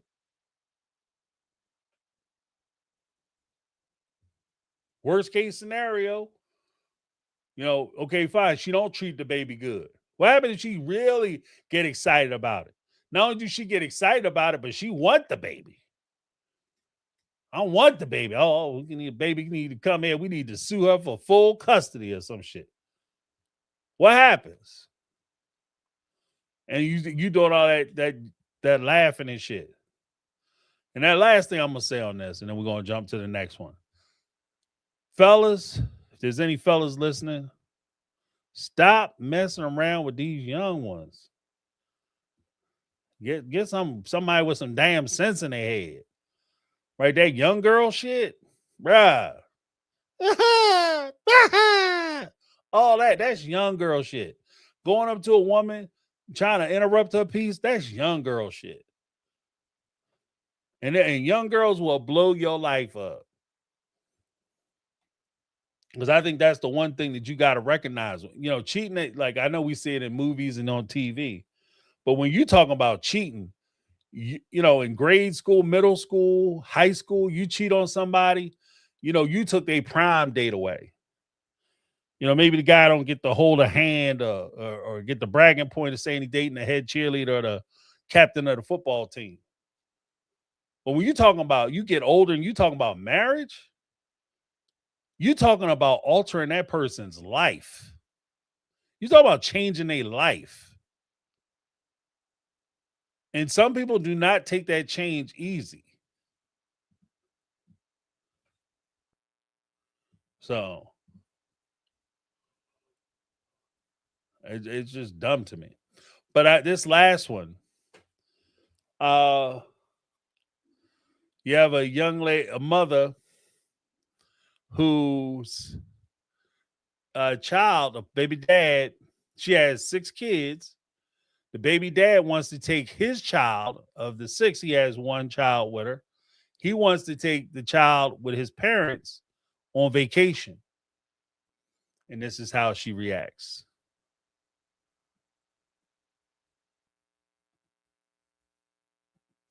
Hold on a second.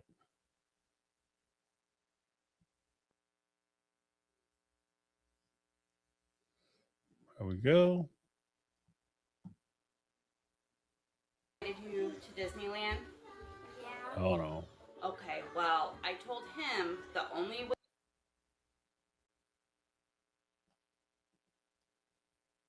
Okay. You know how Daddy invited you to Disneyland?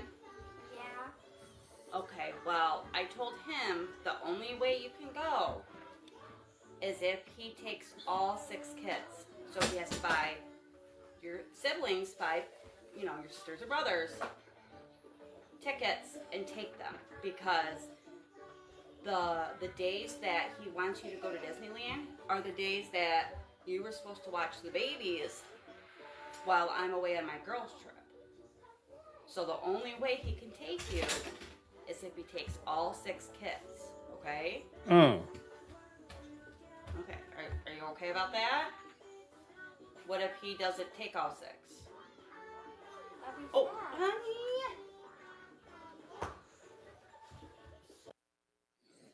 I'm going to tell y'all right now. Somebody did some stupid shit like that to me. That would be Exhibit A in my lawsuit for custody. That's Exhibit A. Because what? What? You know what I mean? The ghetto trash mother. What? That is the most ridiculous shit ever. And like you put on the baby, like, oh, okay, well, because I'm not gonna let you go to Disney with his family because you're supposed to be babysitting.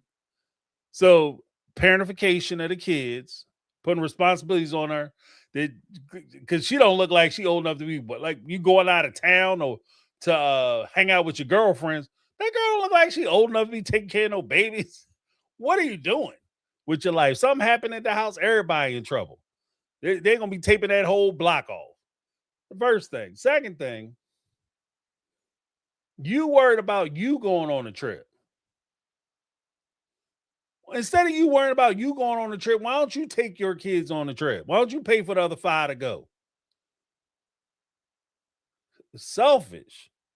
Selfish ass, boy. And then a father, like, I get it. Like, it would be nice if they had the type of relationship where, the guy would say, you know what? I raised these kids. I was around them.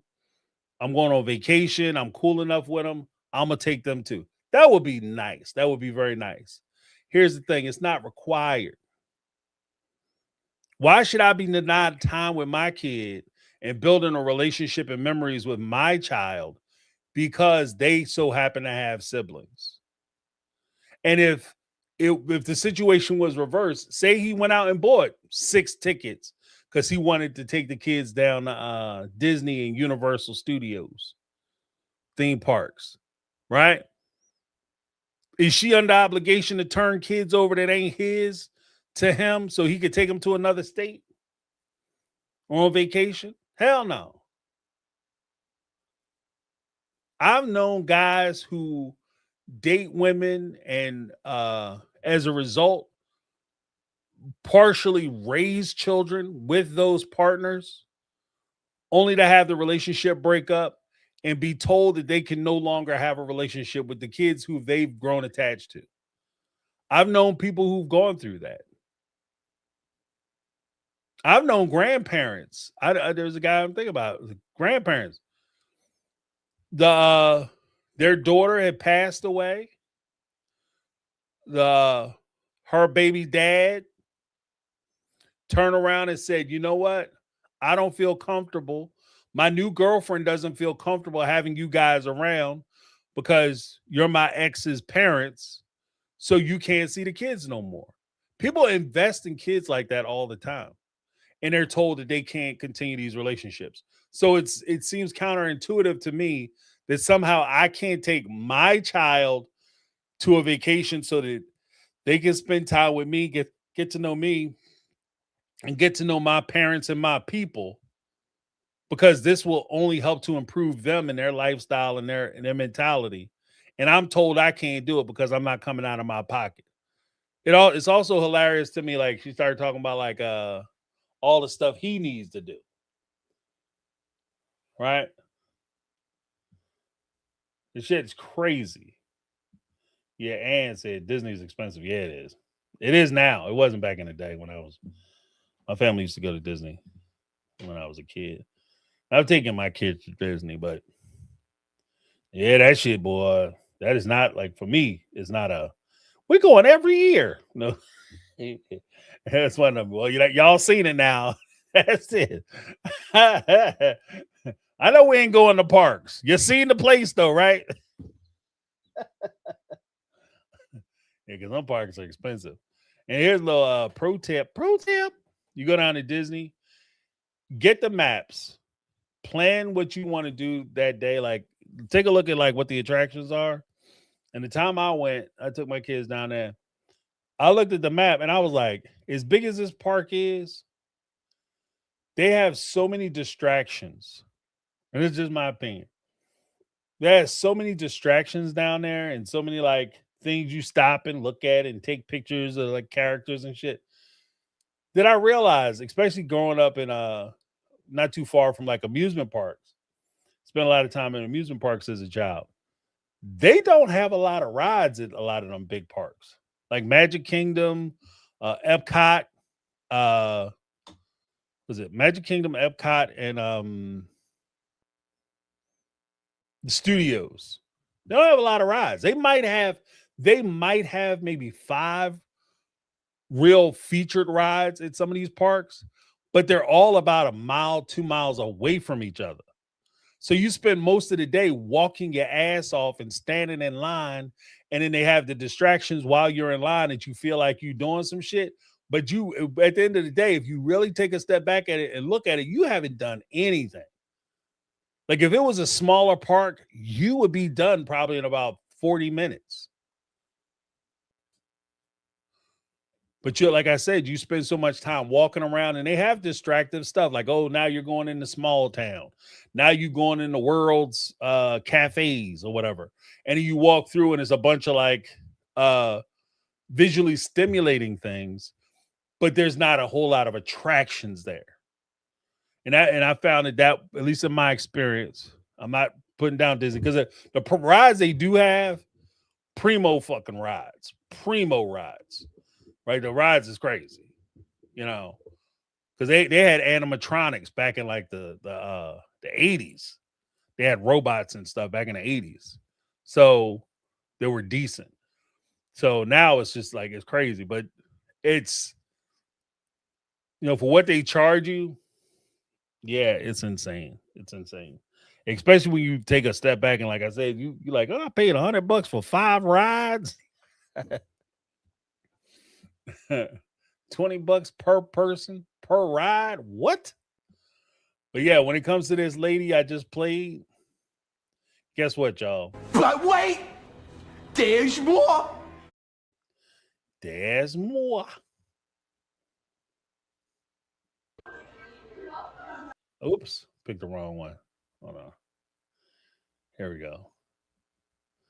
That one went off too smooth. To go to Disney World with her father and yes, I am the mother going viral right now because I will not allow my daughter to go to Disney World with her father and his side of the family unless he takes my 5 other kids. Here's the thing. He We are not together, okay, right now. We were together at one time, and my 5 kids used to call him daddy, okay? He was their Your fault. stepfather. I am not going to punish 5 of my 6 kids just because he can't be a man and take all 6. Okay, I am not entitled. I am not selfish. My daughter doesn't even want to go unless the rest of her siblings can go. That's a damn lie. That's a damn lie. And whether she want to go or not, irrelevant. She needs to go and spend time with her parent. If you have a parent who is willing and able and competent to take care of your children, you're only helping that child by having them spend time with that parent. Why? Like I said before, the whole idea of like it takes a village to raise a child, it only helps the child to know, for that child to know that they have more of a support system than just mom sitting there being a selfish asshole. That's ridiculous. She's a ridiculous person. My daughter doesn't even want to go. So if your daughter don't want to go, why you think 5 kids who don't belong in it with them want to go? If his daughter don't want to go and spend time with her family, why would the other 5 kids want to go? You silly ass rabbit. I need a little break. So he needs to man the hell up and take all 6. I need a little break. I need some time off because I'll be doing this by myself. Look, I get it. Being a parent is hard. That shit is difficult, right? There's no easy mode on it. It's hard. But one, these are your children. These kids are your responsibility. These are your responsibilities. 2, he's not responsible for your break. Y'all not together no more. You need to find a break on where you can find a break. Contact your family. And another thing, stop trying to shame this dude. Oh, if he was a man, he would let me use him. Stop that dumb shit. If he was a man, he would let me use him. But because he won't let me take advantage of him, he a big old not man. I'm not going to apologize, okay? And if No, you you won't. really want to see, if you really actually cared that my daughter goes to Disney World, you would contribute. I have over 244,000 followers. You would make it so all 6 kids could go. So if not, That shit is so crazy. That shit is so crazy. You would make, you guys who watch these videos and criticize me, you would make sure that my kids could go to Disney World. You have somebody in there, adult person, Kathy Ferran says she ain't never been to Disney World. What the fuck would she look like paying for your kids to go to damn Disney World? She ain't never been to damn Disney World. First part. Second part. Of all the entitled bullshit, and this is the part that drives me a little crazy. You have 240,000 subscribers, and I'm losing subscribers. They're losing subscribers and sister wives in it. And they sit there with 240,000 subscribers. This lunatic talk about how dude ain't a man because he ain't trying to pay for all her kids to go somewhere. When I got with him, I had 5 kids, 4 different baby daddies already. And then I popped off one more. And then I got another child. And then, he should be able to pay for all of them because all these men should take care of me because I have their kids. Like, a man is not a plan, sweetheart. Let me tell you that first part. A man is not a damn plan. 2, you got to start doing for yourself. 3, instead of you looking for somebody else to pay for your kids to go to Disney World and give you that experience, that's something you should be trying to do for yourself and for your kids. And the first part of that might be maybe instead of you trying to go out and do girls' trips and hang out with your friends, maybe try to do something for your kids. Oops. Oops.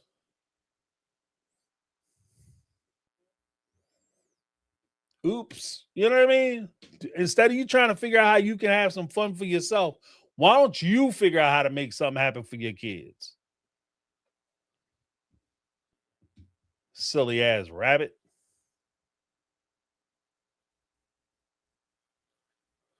You know, like if you want to have that experience, and I get it.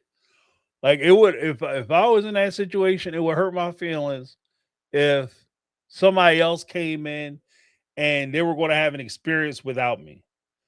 But if I want them to have that experience, I'm going to do everything in my power to make sure that they have that experience. And I'm not going to rely on somebody else to give them that experience. And hopefully, out of the kindness and goodness of their heart, they decide to drag along some kids they ain't got nothing to do with. That's crazy to me. You know, that's crazy to me. And the fact, like, if you say it with your whole chest, if you guys care about my daughter, y'all would pay for her to go to Disney World.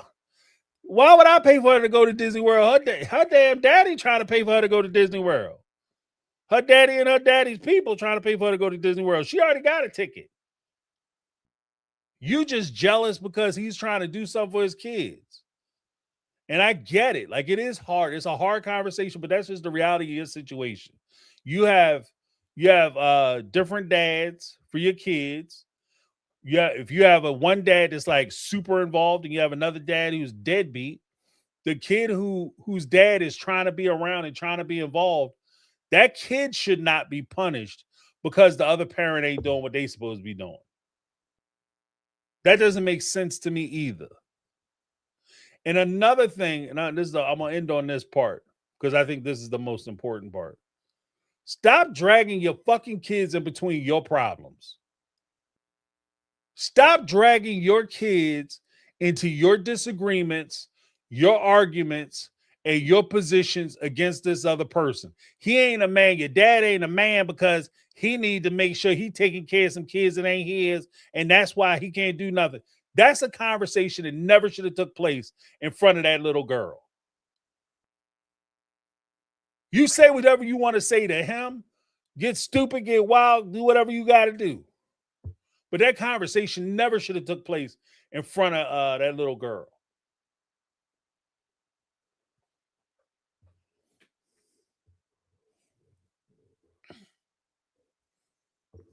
You know? Because that only hurts her. Like, it is one of the things we talked about earlier. You're not helping her by talking crap about her dad to her. Especially if she loves her father. You put her in a situation where she feels like, if I love my mom and I want to be loyal to my mom, she's mad at my dad, and I feel a certain kind of way about my dad. Now I either have to hide how I feel, or I have to cut my father off to make my mother feel better. And maybe the mom would love that shit. But here's the thing I've also discovered in my travels. You'll always have like the mom or the dad who want to sit around and talk about how this other parent ain't shit and how they not doing this and not doing that, and they the worst thing in the world, and oh my goodness, they should never be around these kids. Then as soon as the kids start messing up, they hit their teen years, start acting up, or as the old folks back in the day used to say, they mess around, start smelling themselves, and they start acting out, acting wild. Now all of a sudden you want to call the other parent in to try to regulate some shit.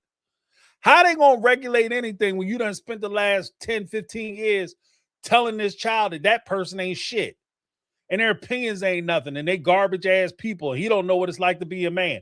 How you gonna tell your kid that they need to listen to this man who don't know how to be a man? I need a break too. You would have had a break. That's why I say, like, you know what I mean? This is jacked up. But here's the thing. When you, and I'm not like, it's not even a criticism, it's just a reality of the situation. If you have multiple baby fathers or multiple baby moms, it is so difficult for you to try to, especially if everybody's trying to be involved to different levels of involvement, granted, but everybody's trying to be involved. It is so difficult for you to synthesize your schedule so that you have a clear weekend or you have a clear night off. Because if you have one parent and multiple kids with that one parent, when they say they're going to come and get little Tommy Two Tones, Crumb Crusher Chris, and Snot Nose Sam, when they say they coming to get them, you're taking all them kids out of the house at the same time. But when you got the one dad got the first weekend, second dad got first and third weekend, second dad got second and fourth weekend, third dad he come by only on Wednesdays, fourth dad he come by every other Tuesday when he on work a swing shift. Like, it's so much, you never get a break. And because this is what you chose, this is what you chose. But again, stop pulling these kids into the middle of this shit. Now, I know I dropped these three. I'm gonna try to figure out how to streamline a little better. But if you guys want to leave a SpeakPipe, or on Tuesday we have the call-in show, if you want to comment on any of this, you are free to do it.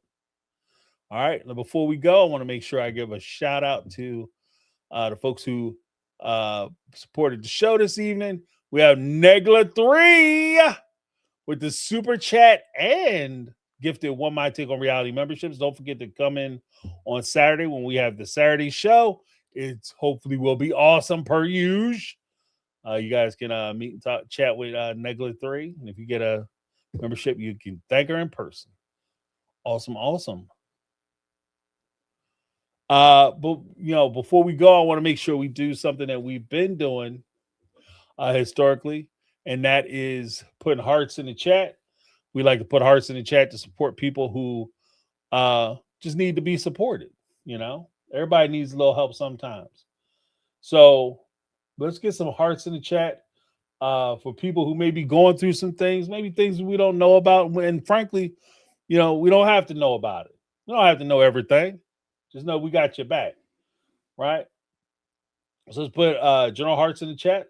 Let's get them in there for Jody Periscala, Carmel Cuties, Megatron, Miss Betty, Kathy Ferran, Allison Gaines, Marlo Peterson, and Ann Team. And again, with something that Carmel Cuties said that really struck a nerve for me. Make sure you check in on not only your neighbors and the elderly, but make sure you check on the people who seem like they have everything together and they got it all figured out, right?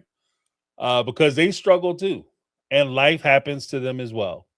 And that's one of the things that is easy to look past that, especially when it seems like somebody has everything figured out and they just, every time I get in a problem, this is my go-to person, and they always seem to have the answers. They're so smart, so wise. I want to tell you from personal experience, you may give great advice, a person who gives great advice, but sometimes, dare I say, you have people who give great advice, but they have a very difficult time following their own advice. Okay. If something was happening to you, they could look it up, pick it up, and put it down in 3 seconds. Exactly what's going on, how you need to fix it, what you need to do. But if they are going through that same situation in their life, it may affect them in a situation because they're so close to it that they can't do it. And there's pain involved now. So that augments a lot of your decision making. So they need you to support them. They need you to ask them, hey, man, you okay?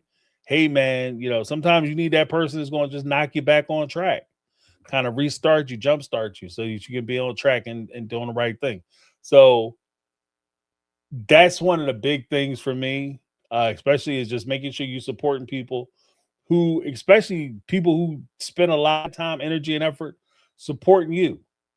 Don't just be the person who takes and takes and takes from that person and then puts them in a situation where they don't even feel human anymore. One of the craziest things is I've seen situations where, like, I've dealt with popularity and things of that nature when I was younger. And they used to amaze me all the time. I would talk to some of my younger cousins and stuff. They'd be like, "Oh, I want to be popular," and I would tell them like, "Being popular sucks.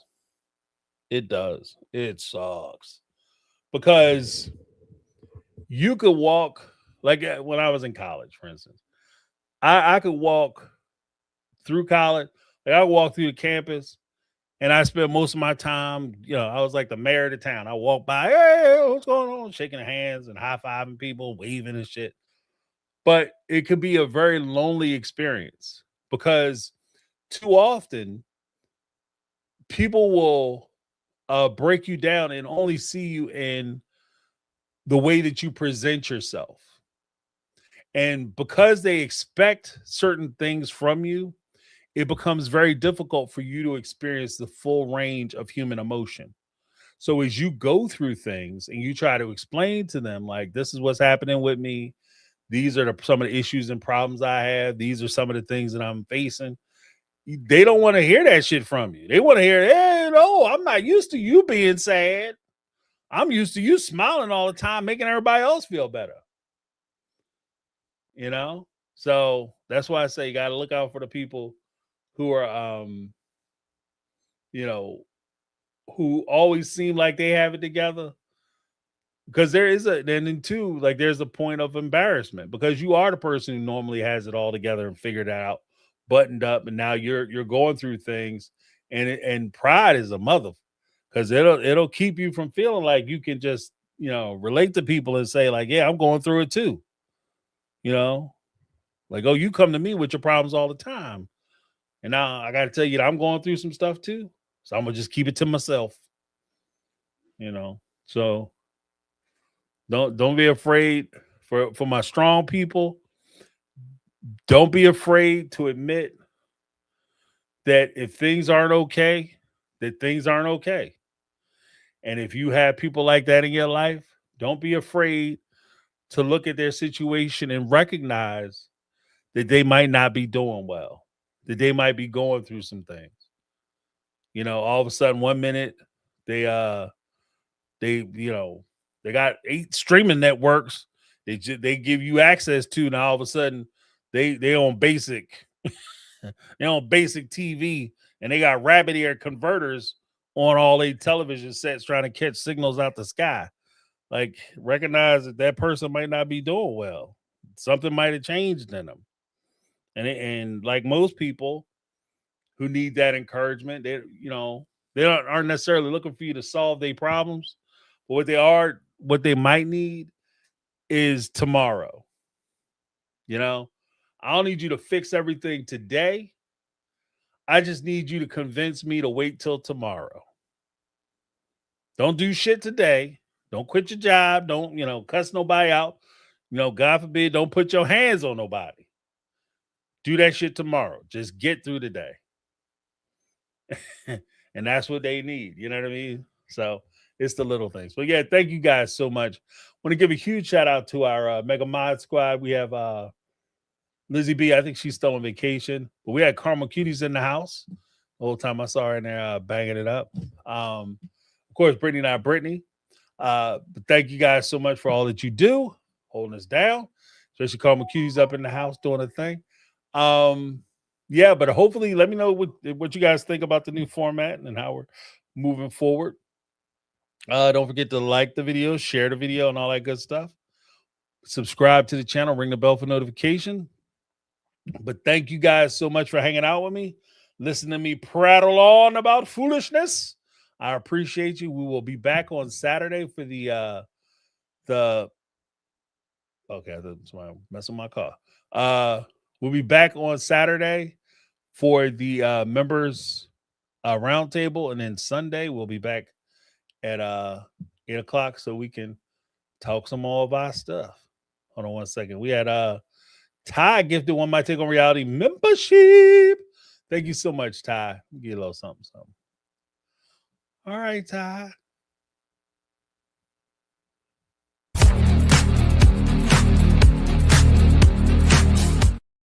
Give a little something to the Mega Mod Squad as well as to the people in the chat.